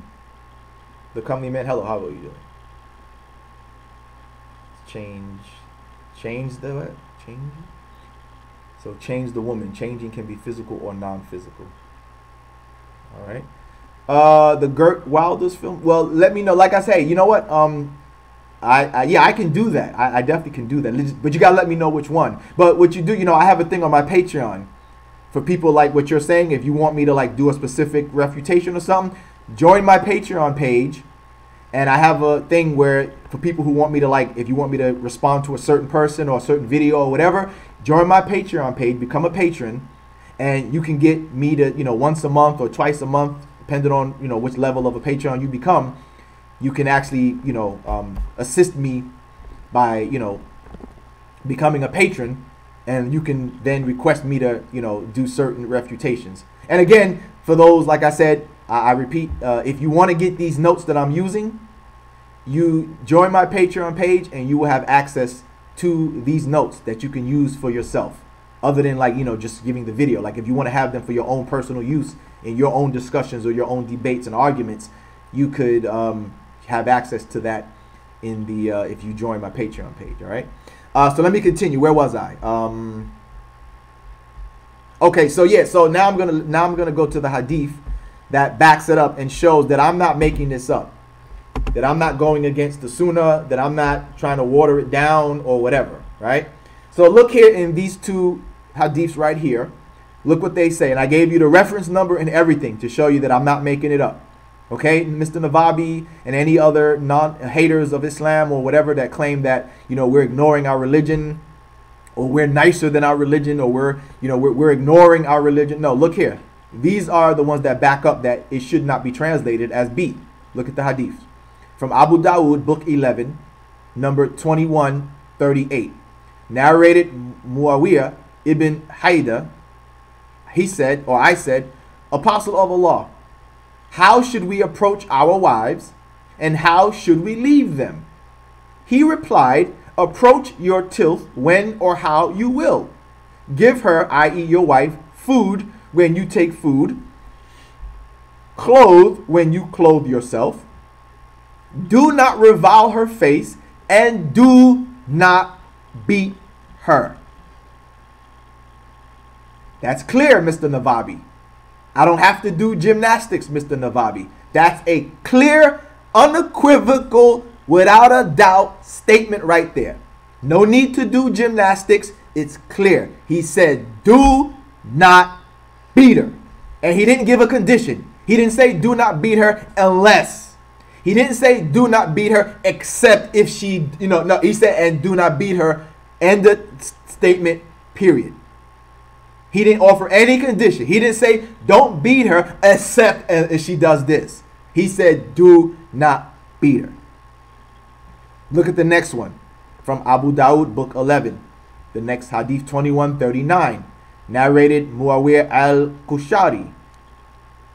Says, I went to the Apostle of Allah, peace be upon him, and asked him, what do you say about our wives? He replied, give them food from what you have yourself, and clothe them by which you clothe yourself, and do not beat them, and do not revile them. So now here's the question for the Muslims and even the non-Muslims that I want you to think about. Could the Messenger of Allah disobey Allah? Could he do that? The answer, of course, is no, right? He's the prophet. He must do what Allah tells him to do.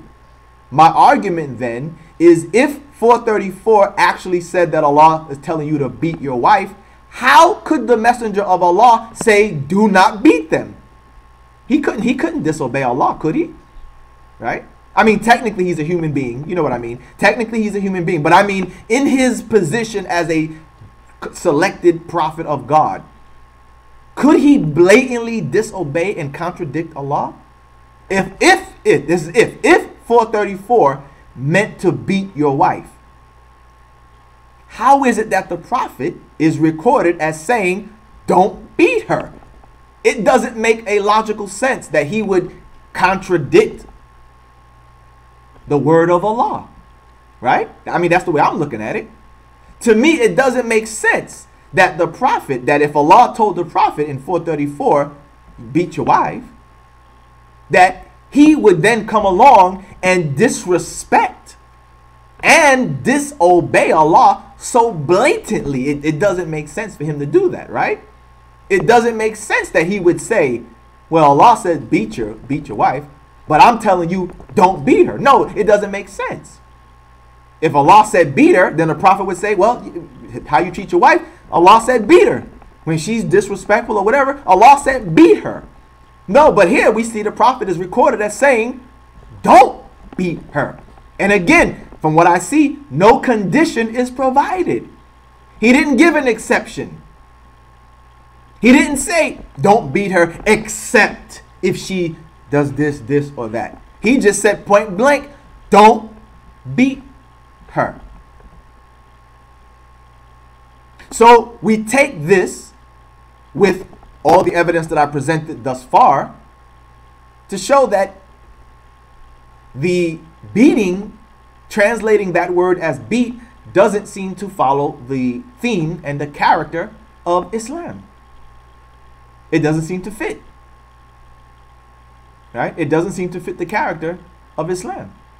to be beating your wife, even if she is in the wrong, as the verse is talking about. Even if she's in the wrong, like the verse is saying, it doesn't seem that that's the theme or the character of Islam for you to be given the permission to beat up on your wife, even if it is by, as we know some people say, the light beating.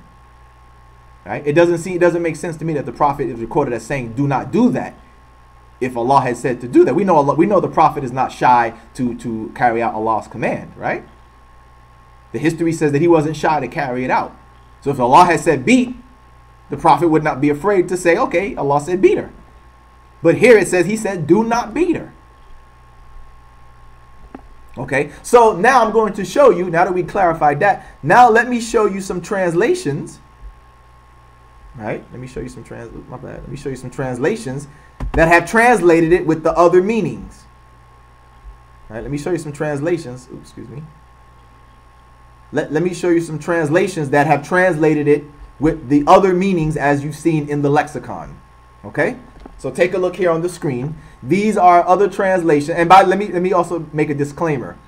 My disclaimer is that I mean, you know, they seemed to translate. I named the translators, but I do not know who these translators are, in the sense that I'm not aware of, you know, if you disagree with it or whatever, don't blame me. Okay? All I did was look to see if other people had translated it based upon the other meanings that I saw in the lexicon. So if you know them to be deviant or whatever, I didn't go, you know, based upon what their aqidah was. Hopefully you won't hurt your brother for that. All right. I mean, when I shouldn't have said that. I shouldn't have said that because the non-Muslims what I mean by hurt, meaning that you won't like castigate your brother. That you won't, you know, put me down or throw me away or whatever. You know what I mean? So I shouldn't have said that you hurt me, because, oh my God, they'll get on that and they'll say, oh, see, Mr. Islam says that his brothers will hurt him. So I shouldn't have said those words. What I meant to clarify was meaning that you guys won't, you know, turn away from me or you know what I'm saying? Like you won't turn away from me or say that, hey, we're not listening to you no more. That's what I mean by hurt. Okay, I didn't mean hurt as in that somebody's gonna come try to do harm to me physically. So any non-Muslim haters, don't misuse my words. Don't misuse my words. I didn't mean hurt like that. I meant hurt in the sense that the brothers and sisters be like, oh man, brother Shadid, nah, we can't listen to him no more. So all I'm saying is, my disclaimer is, I did not check the background of the people. I used it because it seems to be consistent in what I know. All right, that's my disclaimer. I don't know who they are. If you know them to be, you know, messed up or whatever, then understand that I only use their translation for this verse, because they used they translated it with the other legitimate meanings of the word darab. Okay, you clear about that, brothers and sisters? So don't throw your brother away. All right, don't throw your brother away. Don't call me deviant. I only use their translations in the sense that they use the other legitimate. They use the other legitimate meanings of the word darab. Okay, that's the only reason why I used it. So again, if you know them to be people who are off or whatever, then don't blame me. I only use them for that, and I admit I did not check their backgrounds to see, you know, what they're upon. I only used it because the translation seems to be legitimate for that verse. Okay, for this verse. All right, I haven't looked at their entire Quran translation. I just wanted to see, did any people translate this verse with another meaning other than beat for daughter? Okay, we clear on that? All right, so please forgive your brother if you know some of these people to be off or deviant or whatever. Understand, I only use their translation for this verse because they use what I have seen from my own research, a legitimate meaning of the other legitimate meanings of the word daughter. Okay, I just wanted to make that clear. All right. With that being said, let's go on and look at it. So, as you see here, this translation uses one of the meanings, which is a legitimate meaning for daughter, which is and for those whose resistance you fear, admonish them, abandon them in their sleeping places, i.e. the bed. And then for wa'idribihuna, they translated it as and go away from them, which, as I showed you from the lexicon, is a legitimate meaning of darab, right? Or daraba, whatever, right? One of the meanings of it means that it goes away, as I showed the example. The birds go away from each other. Your fortune or time went away from you or separated you, right? That's a legitimate meaning of that word. So they translated it as, after you abandon them in the bed and then you still have problems, you then go away from them. And then, like I said, the next verse, chapter 4, verse 35, shows you that this going away is obviously a temporary going away, because it says in the next verse that if you want to reconcile, that you call somebody from her family, and he calls the husband somebody from his family, and you try to have a reconciliation, right? The two persons will mediate on behalf of the wife and on behalf of the husband, and try to see if you guys can come to some kind of reconciliation, so that way you can stay married. So that proves that it's a temporary leaving. Now, of course, if you can't reconcile, then you would do a divorce, right? Then you would do a divorce. All right, so we have this translation was Dr. Layla Bakhtiar. Hopefully I pronounced that right. All right, here's another translation.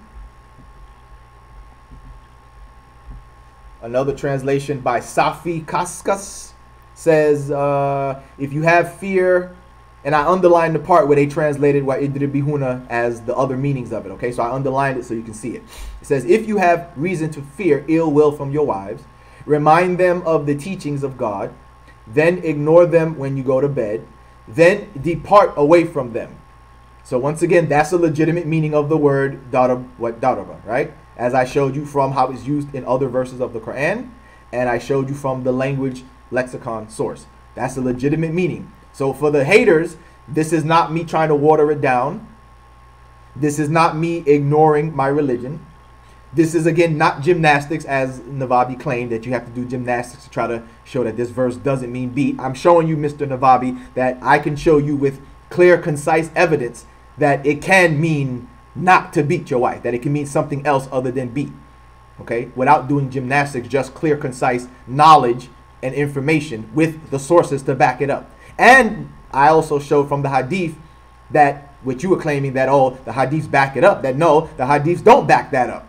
As I just demonstrated by giving you two clear hadiths where the Prophet said, do not beat them.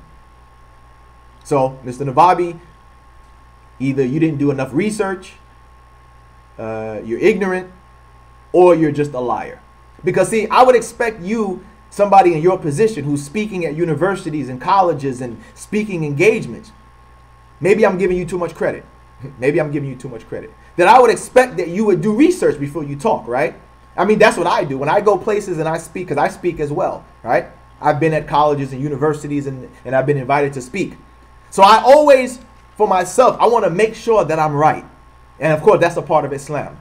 I want to make sure that when I speak about Allah's, the deen that Allah has given us, that I want to be right. And of course, Islam says I have to be right. Right? The Prophet, Islam, the scholar, everybody says that, hey, you talk, you got to be right. If you don't know, then don't talk about it. So when I'm invited to speak, I want to make sure that I'm right. So I research. As you can see, these are my notes, everybody, which again, I'm sharing with you. If you join my Patreon page. I had to plug that. I had to throw that plug in, right? But I want to make sure that I know what I'm talking about. I don't want to misrepresent Allah's deen. Right? I don't want to misrepresent it. I don't want to speak wrongly. So I always try to get the research as strongly and as right as possible that I can get it. Right? As you see that I've done. I believe I've done that. I believe that I've done that. I believe I'm showing you clear, strong, concise knowledge and information that is correct. I didn't make it up from my opinion. I have the evidence from the sources that back it up. Whether it's a language source, the Sunnah, the Quran, the actual word itself. Right? I'm showing you from every angle that I believe that I've done the research correctly, and it seems to back that point. Okay? So, as you can see here, Safi Kaskas has it as Bihuna, translated as then depart away from them. As we saw in the lexicon, that is one of the meanings. It says, when he said that he said the religious leader, he hastened away from them. He departed from, right? He says that your wealth, your fortune departs from you or goes away from you. It causes a wide separation. You saw that being used as well, right? Let's look at some more. And again, even this, I have these notes too. The translations, this is available on my Patreon page, right? I'm trying to make it easy for you guys to join it and trying to give you something of benefit in return, right? So, you know, here's another one. This translation is from the monotheist group. the 2011 edition. I also found out that the 2013 edition also had the same translation. As you see here, they translate wa idribihuna as and separate from them. Again, that's a legitimate meaning of that word, as we've demonstrated from the lexicon. Right? As we demonstrated from the lexicon, that is a legitimate word. This is not gymnastics, as Navabi said. This is not ignoring my religion. This is not making it up, watering it down. This is an actual meaning of that word. And as I said, based upon what I saw from those two narrations related or attributed to the Prophet, peace be upon him, that this is legitimate. This is legitimate. I also showed you how from the usage of in the Quran, that is also legitimate.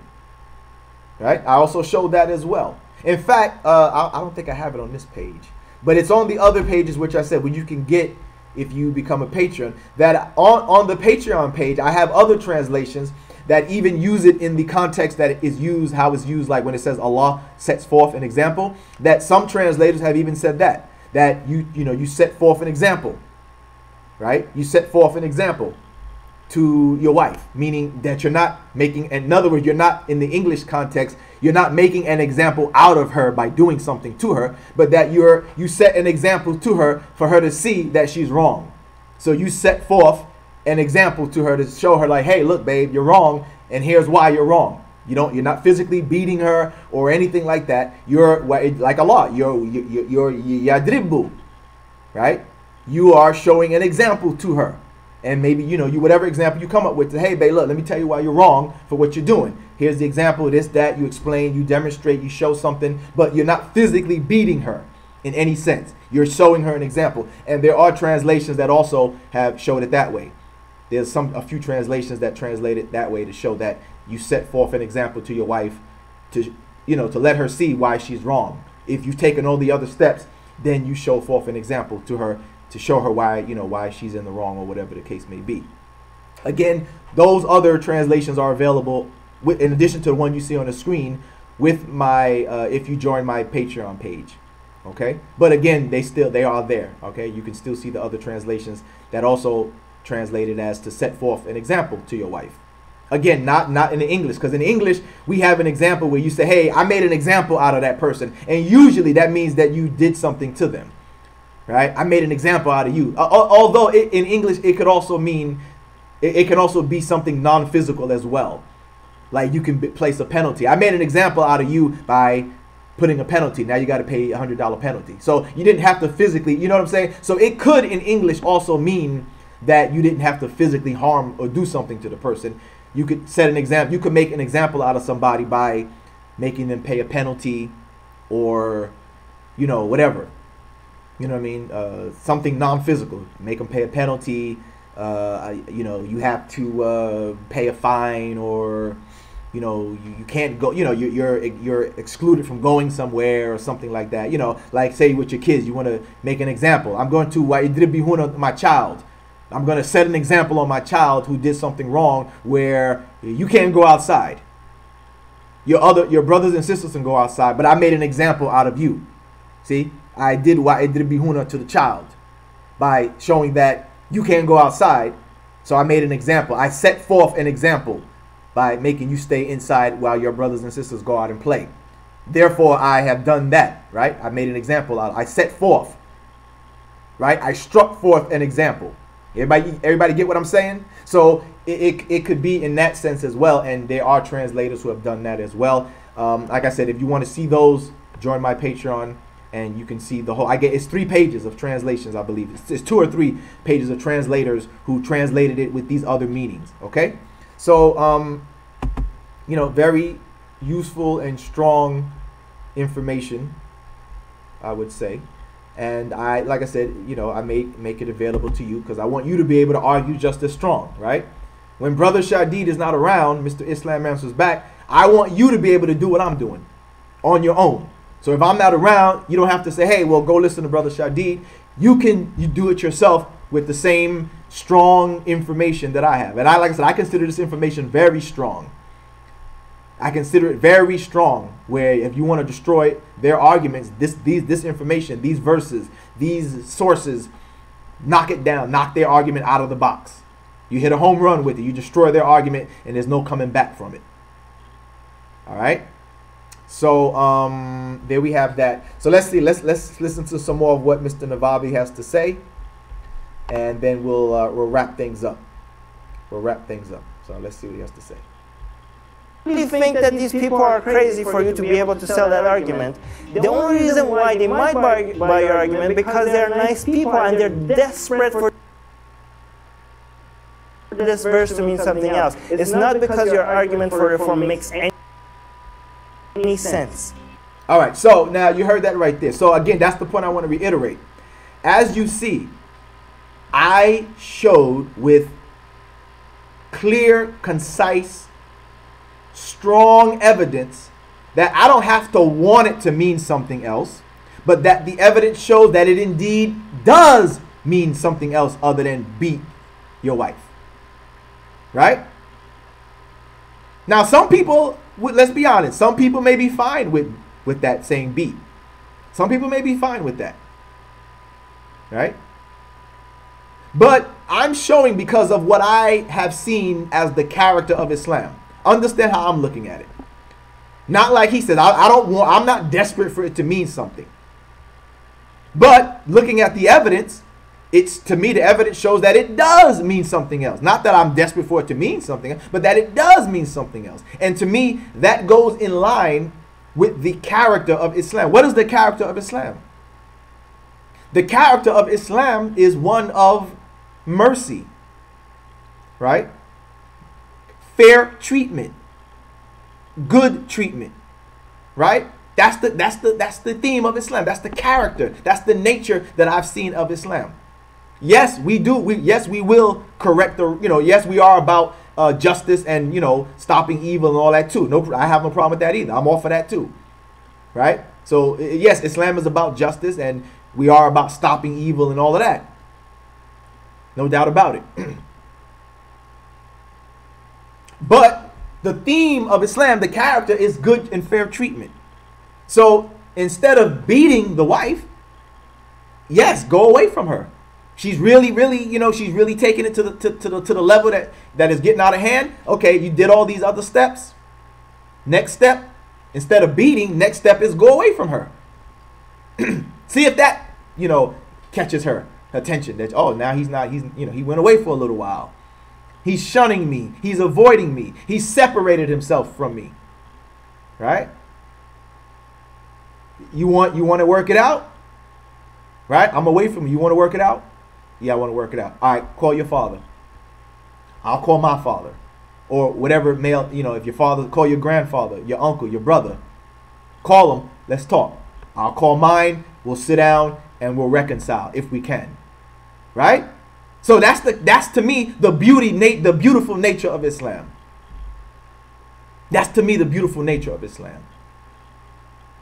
So that's why I'm looking at it that way. Not because I wanted to appease the Westerners or whatever, but because this is what I've seen as being a Muslim for many years and my study of being, of practicing and reading about Islam. That is, right, Allah is merciful, right? That's why Allah is called the most merciful. The most merciful, the most beneficent. The most forgiving. Allah He's all those things. Yes, don't get me wrong. Yes, Allah will punish. He does punish also. No doubt about it. We get that. But in this situation between a man and a woman, and the fact that that word daraba has all these other meanings, and the fact that a lot of those other meanings are used throughout the Quran, more so than the word to strike or hit. That word is used, the word darab, in its various forms, is used more in the other forms than it is to mean strike, right? Probably, if I took a guess, I don't know, maybe 95% is used to mean other things besides strike. And even striking is used maybe, 2 to 3%. Whereas the other 90-something% is used to mean other things, as to strike an example, or to go away from, or to travel, right?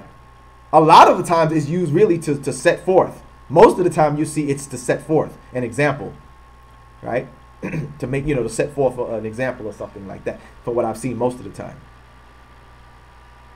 So understand where I'm coming from with this. And again, as you can see, I didn't make it up. I've shown you translators that have showed, and obviously I assume the translators have more knowledge than me, because I don't know, I don't know enough Arabic to make an attempt at translating the Quran. So I assume that the people who do the translations, that they do have a working knowledge of Arabic, where they can, and English, of course, to translate.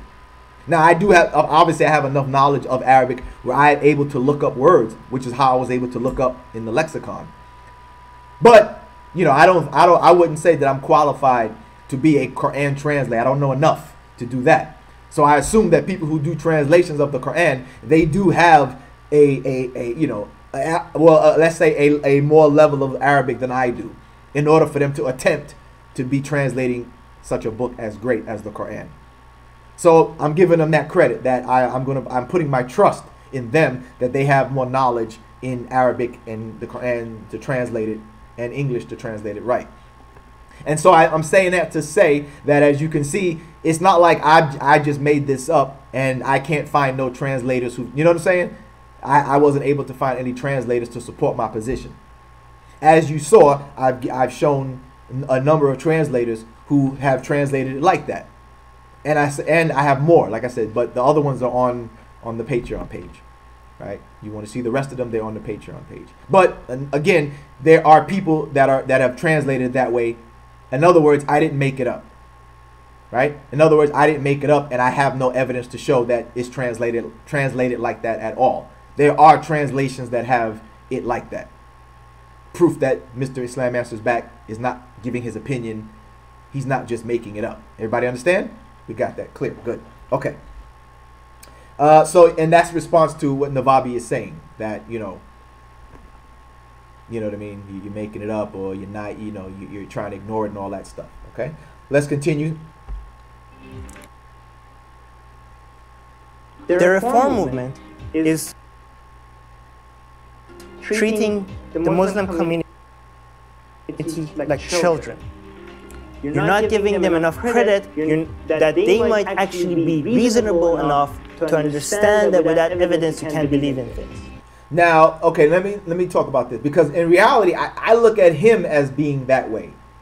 He's treating the Muslims like you're Mr. Navabi. You are treating the Muslims like we're children.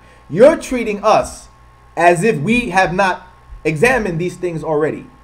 You're talking as if the Muslims are just a bunch of mindless idiots who just are, who just go along, and we haven't studied ourselves. We haven't done the research in what we believe in. So you are actually treating Muslims like we're children, as if we have not thought about these things, as if we have not done the research and studied, right? The Quran instructs us to do that, in fact.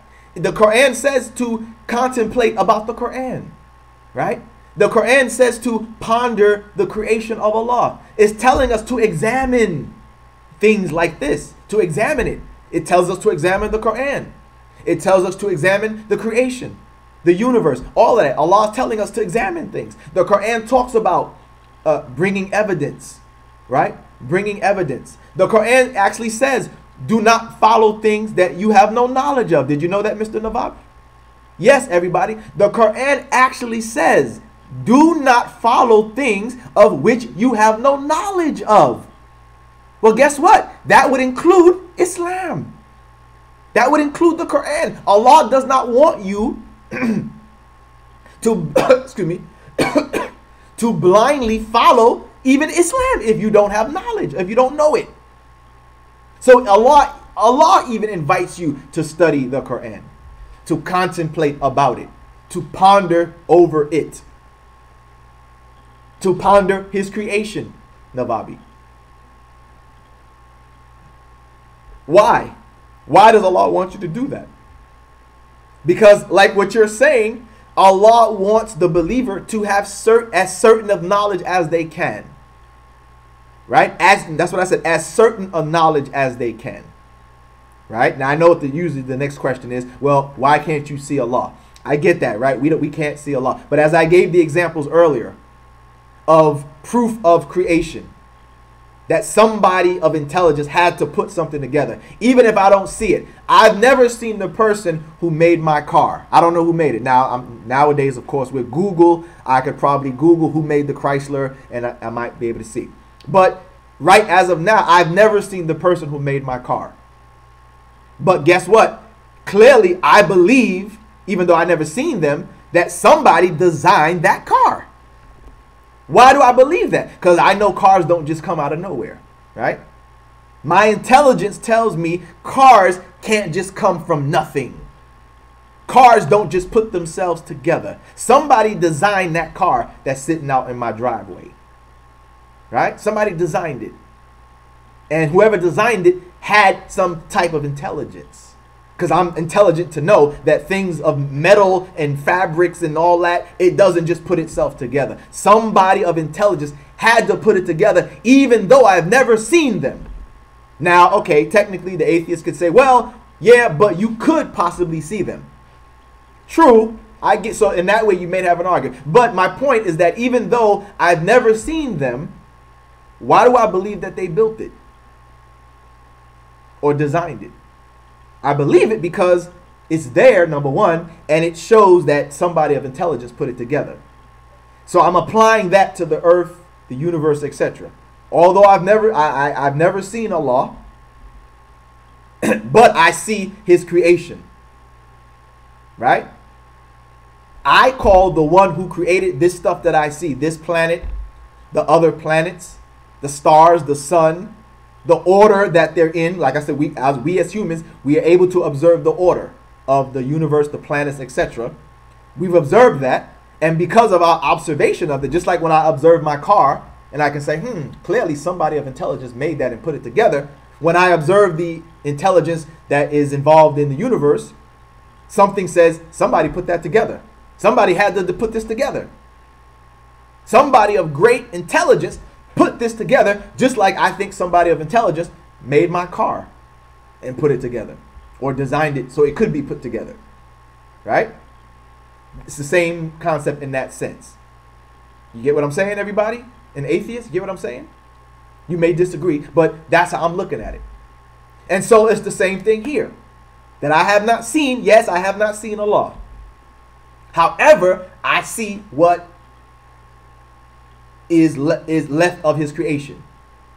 That clearly a being of higher intelligence put this, what we call life, universe, galaxy, planets, sun, stars, others, etc. Put it together because it has an order and a structure to it. Just like when I look at my car, it has an order and a structure to it, meaning that it was put together with intelligence. Okay, let's continue. So again, my point in response to what he said is that, that he is actually the one treating Muslims like children. Navabi is assuming that Muslims are dumb, and that we have not critically examined what the Quran is saying or examined what we believe in, that we just go along like mindless robots. So Navabi, you are actually treating Muslims like children and as if Muslims are stupid and haven't critically thought about these things, actually. All right, let's continue. The reform movement is a sugarcoating for the poison pill of Islam. The only solution to fighting any form of delusion is to provide people with critical thinking skills to understand that what is bullshit and what is fact. Okay, so now, as you see, I've taken that same example, and I've proven that what Mr. Navabi has said, and David Wood has said, and Robert Spencer has said, and all the other haters, I've proven that what they say is actual BS, and the facts refute them, right? Whether you believe in God or not, as you see in this video, I've refuted the BS of Mr. Navabi. I've shown with critical thinking and examination of the facts and evidence that you, Mr. Navabi, have been giving us and giving these people the BS, and that the evidence, whether you believe in God or not, refutes you and your claims that you're making in terms of Islam being dangerous, and there's no peaceful version of it, and that the wife beating, right? We've provided the evidence through critical thinking and presentation of clear and concise information and evidence, sir. So, do you really want us to do that? Because if we really do that, people are going to remain Muslim, because they will see that your argument is refuted, that you are being dishonest, or you are just ignorant of what Islam actually says, which I think we've shown that. We've already shown that what you've said about Islam. Either you're ignorant, or you are purposefully misrepresenting Islam on purpose to fulfill your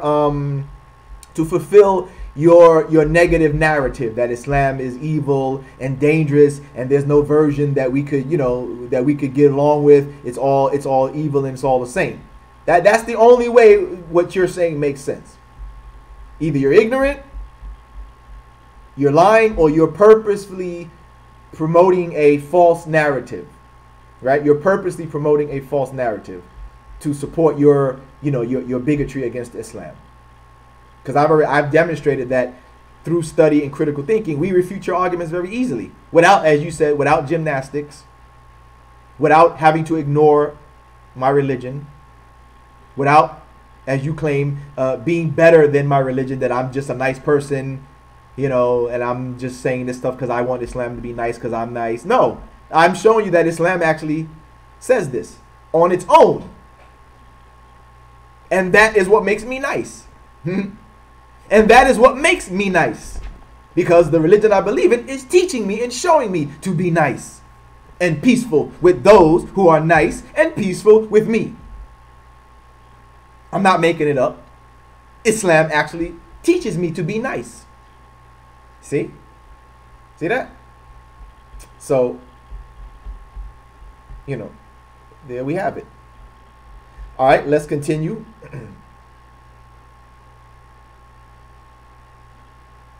What's this? Even James White. Those people. Okay, yeah, cool. Just wanted to check the text real quick, see what you guys are talking about. I'm almost done, so bear with me. We're wrapping it up soon. Let's listen to a little bit more. And that's what we're trying to do with the ex-Muslim. It has a lot more hope. It's growing faster. The reform movement is a fringe group. This is why me and El. All right, so we don't want to promote. We don't want to. All right. Basically, the rest of the video is where he basically is trying to promote his promote his organization. So we don't want to. We don't want to give him no free promotion on that. All right. So as you can see, we have responded to and refuted the claims of the poison pill of Islam. There is no poison pill of Islam. The only poison pill is the poison pill of bigotry, lies, hatred, and misinformation against Islam. That is the poison pill. That is the poison pill, brothers and sisters. The lies and misinformation that people like him and David Wood, Robert Spencer, Pamela Geller, what's that other guy's name? Daniel, I forgot his name. Is it Daniel Pipes? I forgot that dude's name. But, all these people, right? All these people, whoever, Gert Wilder, somebody mentioned Gert Wilders, Dirk Wilders, and all these people, Apostate Prophet and all these dudes. And I want to put out a warning to all these people. Don't worry, I'm coming to make, I'll be making responses to refute some of you too. You will be refuted also. So don't worry, we'll be coming around for your videos to refute you also. All right, but yeah, and like I said, the rest of the video was him just promoting his ex-Muslim atheist group. And with that being said, I know I say it all the time, and I was thinking maybe I should just stop saying it. You know what I mean? But at least I'm gonna say it one more time. That the same way as he's promoting and calling for support for his atheist ex-Muslim movement, If they do it, I feel I got to do it too, right? Wallahi, I was thinking, I was like, you know, maybe I should just stop asking people to donate. You know, if it happens, it happens. But like they say, you're not gonna get it if you don't ask, right? That's what they say, right? You don't get it if you don't ask. So I was like, maybe I should just stop and just, if it happens, it happens, whatever.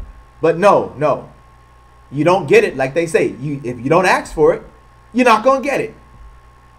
And as you see in his video, the rest of his video, he starts to ask for your support. He's calling for support of this movement that you heard, which he says is what's their plan? They want to what? Get rid of Islam. Now that doesn't mean physically, but he wants to get rid of Islam, at least in this stage, with his information, with his version of what he would call information.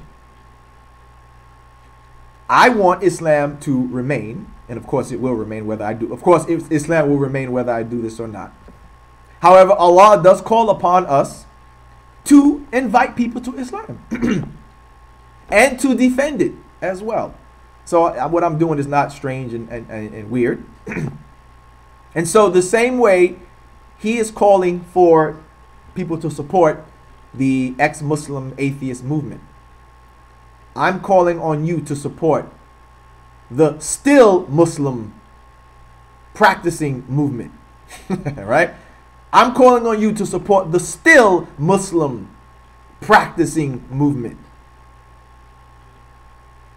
by helping your brother, Mr. Islam Answers Back, otherwise known as your brother Shadid Lewis. I would hope that you brothers and sisters benefit from the information that I give you, which I think you do. I appreciate you coming at least to show your support by listening to me and watching. I appreciate that at the least. But as I said, in order for us to expand our reach, in order for us to expand the work that we do beyond just YouTube, like I said, this guy, as we saw in the David Wood video, he gives lectures in colleges and universities without doing a debate either. See, me, the only time I go out is if somebody calls me for a debate. But he is going out and doing lectures without having to be called for a debate. That means somebody is sponsoring him to actually spread his message singly by himself. I would like to do that also. I would like to also be able to go out without having it to always be a debate, where I can speak myself on these topics without having it to be a debate, where people can just hear the message, right? Where they can just hear the message itself without it having to be a debate where you got to hear both sides, where you get to hear just the message of Islam that we have. I would like to do that. Just like he was invited to speak without it being a debate, to just people just to hear his message, his anti-Muslim message. I would like to be able to do that too. I would like to be able to set up my own speaking engagements, my own lectures, without it always having to be a debate. So the same way he's asking for people to support his ex-Muslim movement, I'm asking for your support to support the still Muslim practicing movement, inshallah. All right. Like I said, I'm trying to make it more beneficial to you. If you join my Patreon page, like I said, I'm giving you access to my own personal notes. The very notes that like, if you think these arguments are strong, then beautiful, mashallah. Because I want them to be strong for you too. I want you to be able to argue just as strongly and clear and concise as me. So I'm sharing my own personal notes with you. If you join my Patreon page, you will have access to those notes that you can make your own and use them in your own discussions with your family, if they're non-Muslim, with your co-workers, if you're online, if you want to become a debater yourself, a Muslim apologist, debater, you can use, you know what I mean? You can use these yourselves as well. This is not, I don't want it to be exclusive to me. I want you to be just as good a debater as me. I want you to be able to knock down the claims against Islam, the false claims, the hate claims against Islam, just as good as me, inshallah. So I'm sharing that with you. I'm giving you something back in return. Even though, again, you're getting double, right? You're getting the reward from Allah. For the Muslims, I'm reminding you, you get the reward from Allah for donating and giving. And as your brother, I'm giving you something back from myself, a gift from me for donating by giving you access to this information. All right. And again, like I said, they're doing it. He's asking. David Wood, these people are asking. They have a thing where you can donate to them. So why shouldn't I, as a Muslim, do the same thing? All right. So I don't want to hang on that too long. But again, please support your brother. Whether you want to just give a donation on PayPal, you want to join my Patreon page, which allows you to make a pledge to donate on a monthly basis. I've added my Cash App if you want to donate through Cash App. I'm trying to give you another options. I added my Cash App on there. Just what you do with the Cash App is you see the name my Cash App profile name. When you get on your Cash App, just look for that. Type in that name, Shadid 101. The numbers 101 and then the word 1ONE. And you should be able to pull up my name, and then you can send a donation that way. Whichever way you feel is best for you. Whichever way you feel is best for you, inshallah, to help your brother out so we can expand this work. And then I can do more. I can do more work. I can offer you, more videos, more lessons, more refutations. Whatever we got to do to get our message out there and to compete and challenge these people that are spreading. And as you heard, it's a dangerous message. As you heard yourself, brothers and sisters, it's a dangerous message. Getting rid of Islam. None of us are good. There is no safe version of Islam. Right? You can't reform it. It's never going to be good. Right? Those are the messages you heard. Those are the messages you heard. That's a dangerous message because that puts us in danger. That puts your wife in danger. That puts my daughter in danger. That puts my children in danger. That puts me and you, even as men, in danger. Even if we know how to, defend ourselves, it still puts us in danger. Like I said, as a man, as a Muslim, I don't want to fight if I don't have to. I'd rather like to go outside and enjoy the beauty of this earth. I don't want to have to fight nobody because they want to attack me, right? So that message that he's giving is dangerous. As we have already seen, the danger of that message has already shown us how dangerous it is. The Anders Breiviks, the New Zealand shooting, the Sikh temple mistaken for a masjid shooting, our sisters being attacked. That's from the message of Islam is evil, dangerous, can't trust them. They're allowed to lie.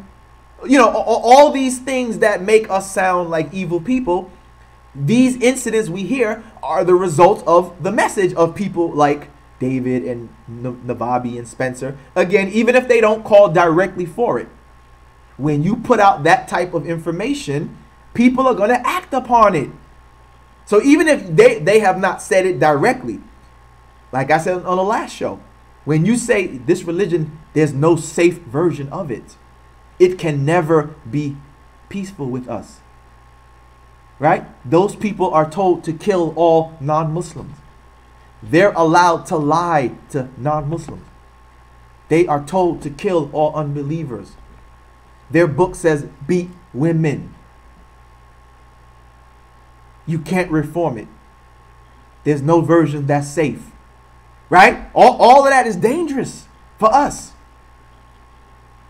If he gets more support than we do, that message gets amplified. Right? That message gets amplified. I have the message to counter it. Right?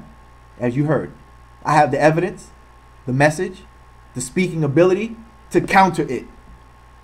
And I want your support, just like he's calling for people to support his message. Support this message that refutes him and his lies and people like him. Support this message, brothers and sisters. In the name of Allah, please, inshallah. All right. I'm going to end it on that. Let me take a look at the comments before I wrap it up. See what anybody has to say. Salam Aki, these ex-Muslims are just psychologically, emotionally disturbed individuals masquerading as intellectually woke. True. I agree with that, brother Omar Muhammad. True indeed.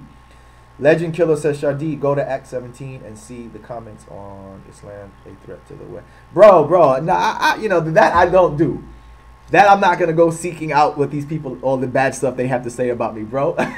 I'm still a sane man. I don't want to go crazy, man. I want to go crazy looking at what these people have to say. Like I said, I already know, Legend Killer. I already know what they say. Because they say it on my videos, right? I don't have to go to their. They say it on my own videos. They call me all kind of names. So I'm already aware of what they say. But like I said, why do I stay strong? Why do I stay confident? Number one, because I already know that I got the argument to refute them. See, that's what keeps me so positive and so strong and going, as you hear me. And you hear the confidence in my voice. Why? Because I know that I have the evidence to prove them to be liars. Now, if I didn't have that, hey, maybe I might not even still be Muslim right now. Right? I might not even still be Muslim right now if I didn't have the evidence and the proof to show that they're wrong. But the reason why Mr. Islam Answers Back is Mr. Islam Answers Back, and that I speak with such strength and passion, is because I see the evidence. I'm confident in the evidence and the information that supports what I'm saying, as you saw in this live stream today and many of my other streams. You know your brother always brings the strong evidence. So I don't really have to go looking to see what they say. But that's why what they say doesn't hurt me. It doesn't defeat me. It doesn't break me down. Because I stand on the truth that Allah has given us. I stand strong as a Muslim because the evidence backs me up. Believe me, ever since I've been in the early years of Islam, when I heard these claims as an early Muslim, as a new Muslim, right? When I started hearing these claims about, violence and killing and whatever, all these different stuff they brought up, I never ran from it, right? I never ran from it. I said, let me see what it says, because it's about the truth, right? It's about searching for the truth. So I said, let me see what it says. And I would search, and alhamdulillah, mashallah, I would find out that these people, as I'd say today, that they're lying. They lied that Islam says kill all unbelievers. They lied that it says accept Islam or we kill you and force you to accept. They lied. So I heard these things and I looked it up because I wasn't afraid to see. Because I was like, well, if it does say that, then I'll make my decision. Do I want to stay in an evil religion? Right? Because I wouldn't want to stay in an evil religion. But when I looked, the evidence said they were lying. That Islam is not that way. And that, like I said, against his argument, that, again, I didn't have to be nicer than my religion. I don't talk about Islam like this because it's just me being a nice guy from the West. I'm talking about Islam this way because Islam is a nice religion. It is nice. It actually is about being peaceful with other people and doing the right thing and justice and feeding the poor and the wayfarer and taking care of the orphan and giving charity and staying away from fornication and adultery and marriage and family life and staying away from intoxicants, drugs. Modern day, today we would say staying away from drugs and things that destroy your body, and eating healthy and fasting and spirituality and prayer and getting close to God. That's Islam. That's a good thing. That's a beautiful thing. It actually is those good things. And yeah, if you try to hurt us, we have the right to fight you back, Allah says. And I love that too. I love that part of it too. I ain't afraid of that. I ain't afraid to tell you that. I'm not afraid to tell you that yes, we are all those things I mentioned. Spirituality, prayer, getting close to God, charity, be nice to your wife, be nice to your husband, treat your fellow Muslim brother, and not only your fellow Muslim brother, but even your non-Muslim brother from Adam. Even treat my non-Muslim brother. You're still my brother, you know that, right? You non-Muslims, you're still my brothers and sisters, you know that, right? In humanity, according to the Quran, we're all family. Even if you're not a believer, you're my brother in humanity. We may not be brothers and sisters in faith, but you're still my brothers and sisters in humanity because we come from the same father, Adam, and the same mother, Eve, again, according to Islam. You might not believe in that, maybe in evolution or whatever. But again, according to Islam, I'm supposed to see you even if you're not a believer. You're still my brother and sister in humanity. Right? We may disagree on our beliefs. So you may not be my Muslim, you may not be my brother or sister in faith, Islam, but in the human family, you still my brother and sister. You know that. Islam tells me that. Islam tells me that you're still my brother and sister because we come from the same family of Adam and Eve. So you see that, brother, non-Muslims, that's Islam. And yes, like I said, I have no problem telling you that if you try to hurt us, that if you're my brother in humanity or sister in humanity, and you hate me, you don't like me, you try to hurt me, I'm gonna defend myself. I don't back down from that. I don't shy away from telling you that. That if you try to hurt me, if you're my brother, my sister in humanity, and you don't like me because of my skin color, or you don't like me because of what I believe in, and you want to do me harm, I'll fight you back. I ain't afraid to tell you that. Allah says I have the right to fight you back. In fact, your society says I have the right to fight you back.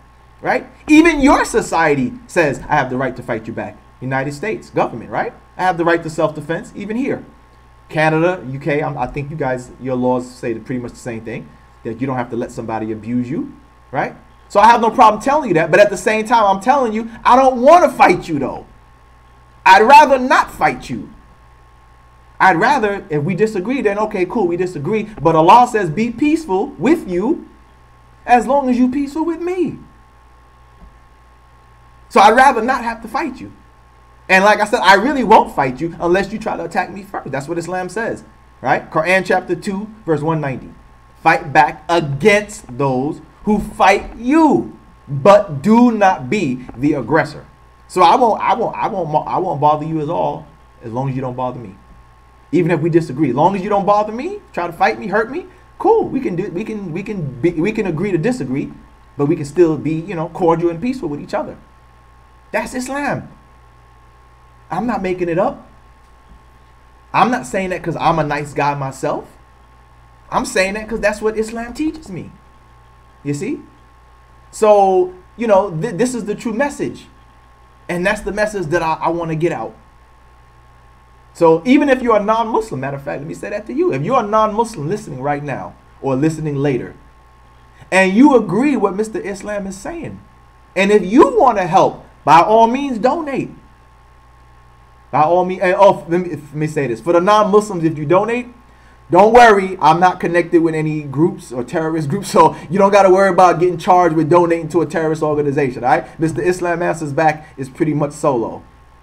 Although I am a part of the MDI, but the MDI, I'm like, in the MDI United States, I'm like the only one, unfortunately, right? Either, I don't know, fortunately or... So if you're a non-Muslim and you want to donate to Mr. Islam Answers Back, you don't have to worry. Well, unless, of course, the government lies and, sets me up on trumped-up charges. I pray they never do that. But you don't have to worry about... I can't say never, but like I said, I'm not a member of any of these groups that are charged with association to terrorists or anything like that. As far as I know, MDI is cool. As far as I know, the MDI... legend killer, bro. You man, you come on, bro, chill out. All right. So as far as I know, the MDI has no, nothing attached to it. It's not being charged with association to terror and all that stuff like that. So if you donate as a non-Muslim to Mr. Islam Answers Back, you don't have to worry about being charged with donating to a terrorist or a terrorist group or whatever, because number one, I'm on record denouncing ISIS and Al-Qaeda or whatever. My videos are always proving that Islam does not condone hurting innocent people and attacking innocents and all that. So my record is clear that they can't charge me with nothing like that, because I'm clear. I'm on the record of denouncing all that stuff like that. Even in this video, I've done that and shown that. So if you like what Mr. Islam is saying as a non-Muslim, and you feel that this message needs to be heard further, then I invite you as a non-Muslim to show your support as well. Make a donation. PayPal, Patreon, Cash App, buy my book, buy my DVD, whichever way you feel is best for you to support. All right. With that being said, looks like that's all the comments here. Shadi, when you refuted on Wood on Islam racist against blacks, the people on your comments say you're weak. They are... Yeah, of course, bro. Come on. Of course, man. You know my argument wasn't weak. I refuted him. Of course they gonna say that. Remember, of course they gonna say that. You guys, look at you guys. You guys are the Muslims. You don't say I'm weak. You're my brothers and sisters. You guys don't tell me I'm weak. Now, if you guys were saying, bro, Shadid, your arguments are weak, then maybe I might have to look at what I'm doing, right? But the Muslims are telling me they like my work, right? You support me. Other Muslims support me. I get emails from brothers and sisters telling me that my video, they watched one of my videos and it kept them in Islam. They said they were about to leave, right? They said, I was about to leave Islam. Mr. Islam Master's back. But I saw one of your videos, and that video helped me. It answered my questions. I'm still a Muslim today. I said, Alhamdulillah, all praise is due to Allah. So the Muslims, long as my people are telling me that I'm doing right and it sounds good, that's all that matters. Now, if you guys start telling me, bro, your arguments are weak, you need to stop. You know what I mean? If you guys tell me that I'm no good and they saying it, then I'll be like, okay, well, perhaps my arguments are weak. Because everybody's saying it. The non-Muslims are saying it, the haters, and my own Muslim brothers and sisters are telling me that your arguments are weak. So if that was the case, then I'd be like, okay, maybe I need to evaluate what I'm doing. But you guys are not telling me that. Them, I understand. They're haters, and they're his cheerleaders, right? So of course, they are going to say that. That's their denial of the facts. But like I said, even then, I'm still confident in my own arguments. I can see, I have enough intelligence to see, and critical thinking to see that these arguments are airtight. These arguments are airtight. You can't beat my verses. You can't beat those verses that I've shown. They can't refute those verses. They can't refute the other evidences that I provide to show that Islam is not, that Islam is not racist and all that against blacks. They can't do it. So when they start talking like that, that's their own denial. That's them being in denial. They can't handle the truth. So all they can notice, brother legend, they don't refute me, do they though? All they can say is you're weak. No, don't tell me I'm weak. Refute me. Refute what I said. Don't tell me, don't just say, oh, you're weak. You're stupid. You don't know what you're talking about. Show me instead. Like I've done to these people. I've shown you that David Wood is a liar. I've shown you that Armin Navabi is not right on what he's saying. I've proven and shown you that Robert Spencer is not telling you the truth about Islam, that he's lying, that he's leaving off verses, that he mistranslated a verse or he misquoted it or whatever, right? I've shown you the evidence. I don't just say David Wood is a dummy. He doesn't know what he's talking about. Robert Spencer's an idiot. No, I don't do that. I prove it with evidence. So, Legend Killer, when you see these people calling me names, look and see, have they refuted me? Or are they just calling me names, brother? And even if they try to present an argument, see, did their argument really refute me? Because like I said, those verses and evidence I give, it's airtight. You can't beat those verses. Those verses are clear. Those scholars are clear that I quote. Even if I use a hadith, it's clear it refutes them. You see? So if they just calling me names, you black this, you just a dumb black N-word Muslim, whatever, okay, you called me names. But I noticed you didn't refute me. You did not refute me. You just called me names. You know why you did that? Because you can't refute me. So that's all you can do is call me a name. But you cannot refute the evidence that I brought. Okay? You can't refute the evidence that I brought. So, bro, ignore that. Ignore the name calling. Ignore the name calling. Look for the argument. Right? Look for the argument. If they don't refute me, then that means they can't. And I know they can't. That's why they call names. So, I don't even let it bother me, bro. I don't even let it bother me. But like I said, if you, as my brothers and sisters, as Muslims, if you guys were telling me that I'm weak, then, like I said, I would consider it. I'm like, wow, man, even the Muslims are like, yo, he's weak. Maybe I should stop. Or, no, the type of person that I am, I'll just try to get stronger. I'll say, okay, my own people are telling me I'm weak. Let me see how I can improve. But like I said, mashallah, that is not the case. The Muslims are telling me you're doing a good job. And I don't think they're just saying it because they're being my cheerleaders or they're my fans. They're telling me the truth. Because I am doing a good job. And I don't say that arrogantly. I don't mean that arrogantly. I am doing a good job. Why do I say I'm doing a good job with such confidence? Because again, I'm using my thinking skills. I research. I'm looking at it. It's proving my point. So I'm saying I know I'm doing a good job, not out of arrogance or boastfulness, but because literally I know I'm doing a good job. Because the evidence speaks for itself. and I'm presenting it. So that's what I'm saying. All right. So I'm not saying that to be boastful or arrogant. I'm saying it on the sheer truthfulness of it, that it is a good job. The evidence is there. You can't deny that.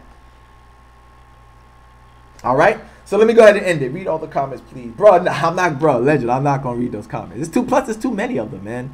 Like I said, I've seen some of them here and there, so I know what you're talking about already. But no, I'm not gonna read them, man. I'm not gonna waste my time on that. You know what I'm saying? I'm not gonna waste my time on that. But mashallah, I want to thank everybody who tuned in to watch. For those who watch this broadcast later, I want to thank you as well. If anybody has donated during this show, I can't see it yet, but I want to thank you if you have.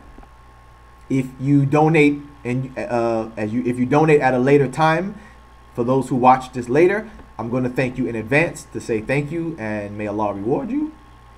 That's it. Look for our next show. Like I said, the next show, inshallah, we will talk about. I'm thinking I either want to do the show, like I said, about the abrogation, how to refute that the peaceful verses were abrogated. I had done that already. If you go back on my channel, it's an older video, but we can make a live version of it. We can make a live version of it. So I'm either going to do where we refute the claims that supposedly all the peaceful verses of the Quran were abrogated. We refute that. Or I want to do a live version of refuting the claims about taqiyya, because I'm still seeing a lot of haters charge me and Muslims with taqiyya. They're still doing that. They don't know what it is, right? I have my DVB out. It's on my channel, right? You can watch it for free if you want, or you can buy the DVB. I call it a DVB, meaning a digital video book, because it's on DVD, but it's like, you know, you get to see the words on the screen and all that. It's free, but like I said, you can buy a DVD copy of it if you want to support. But like I said, I'm still seeing people charge Muslims with that. And remember, to them, taqiyya means that Muslims are allowed to lie and deceive non-Muslims about what Islam actually teaches, and that this allows Muslims to be liars and cheaters in everyday interactions with non-Muslims. Meaning, I can lie to them about Islam, I can lie about business, cheating, whatever cheating, deception. That's what they claim that it means. So usually when they use it, if I'm talking to somebody and I'm proving that Islam is not violent or doesn't call for killing or whatever, the claims that they say, and they don't like it, they will say, you're just using taqiyya. In other words, they're claiming that I'm lying about what Islam actually means or teaches, you see. So when I prove to them that Islam does not call for the killing of all unbelievers, when I prove that Islam does not call for the forced conversion of people who reject Islam, their response is, you're just lying. You're doing taqiyya. They're charging me with being dishonest. So I'm still seeing that people are doing that. So I want to do a live version of a refutation again of the claim of taqiyya, to prove that taqiyya does not mean Muslims are allowed to lie to you about what Islam teaches. I want to do it to prove that Islam does not allow Muslims to lie, deceive, and cheat non-Muslims in everyday interactions such as business and contracts and everyday interactions. You know what I mean? I want to prove that. I want to do that again. So look for those as the next shows, inshallah, unless something happens in current events. If nothing happens in current events, then that'll be one of the next. Those will be the two next shows. I don't know which one I'll do first, but it'll be one of those two.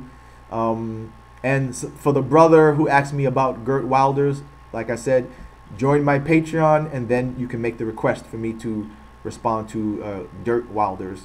I call him Dirt Wilders, right? He's a racist from the Netherlands. But like I said, if you want me to do that, join my Patreon, and then you can request me to refute any of these people. All right, if you do that, so right, unless I do it on my own. But right now, like I said, these are the plans that I have. Like I said, if anybody wants me to address somebody on, that you want me to address, then become a Patreon, make a donation, and we can do that. I may do these people, when on my own, but I don't know when I'll do that. So like I said, if you want me to do it sooner and you want to request, then that's how you put your request in for me to handle that on a sooner basis. On your behalf, I'll do that. All right.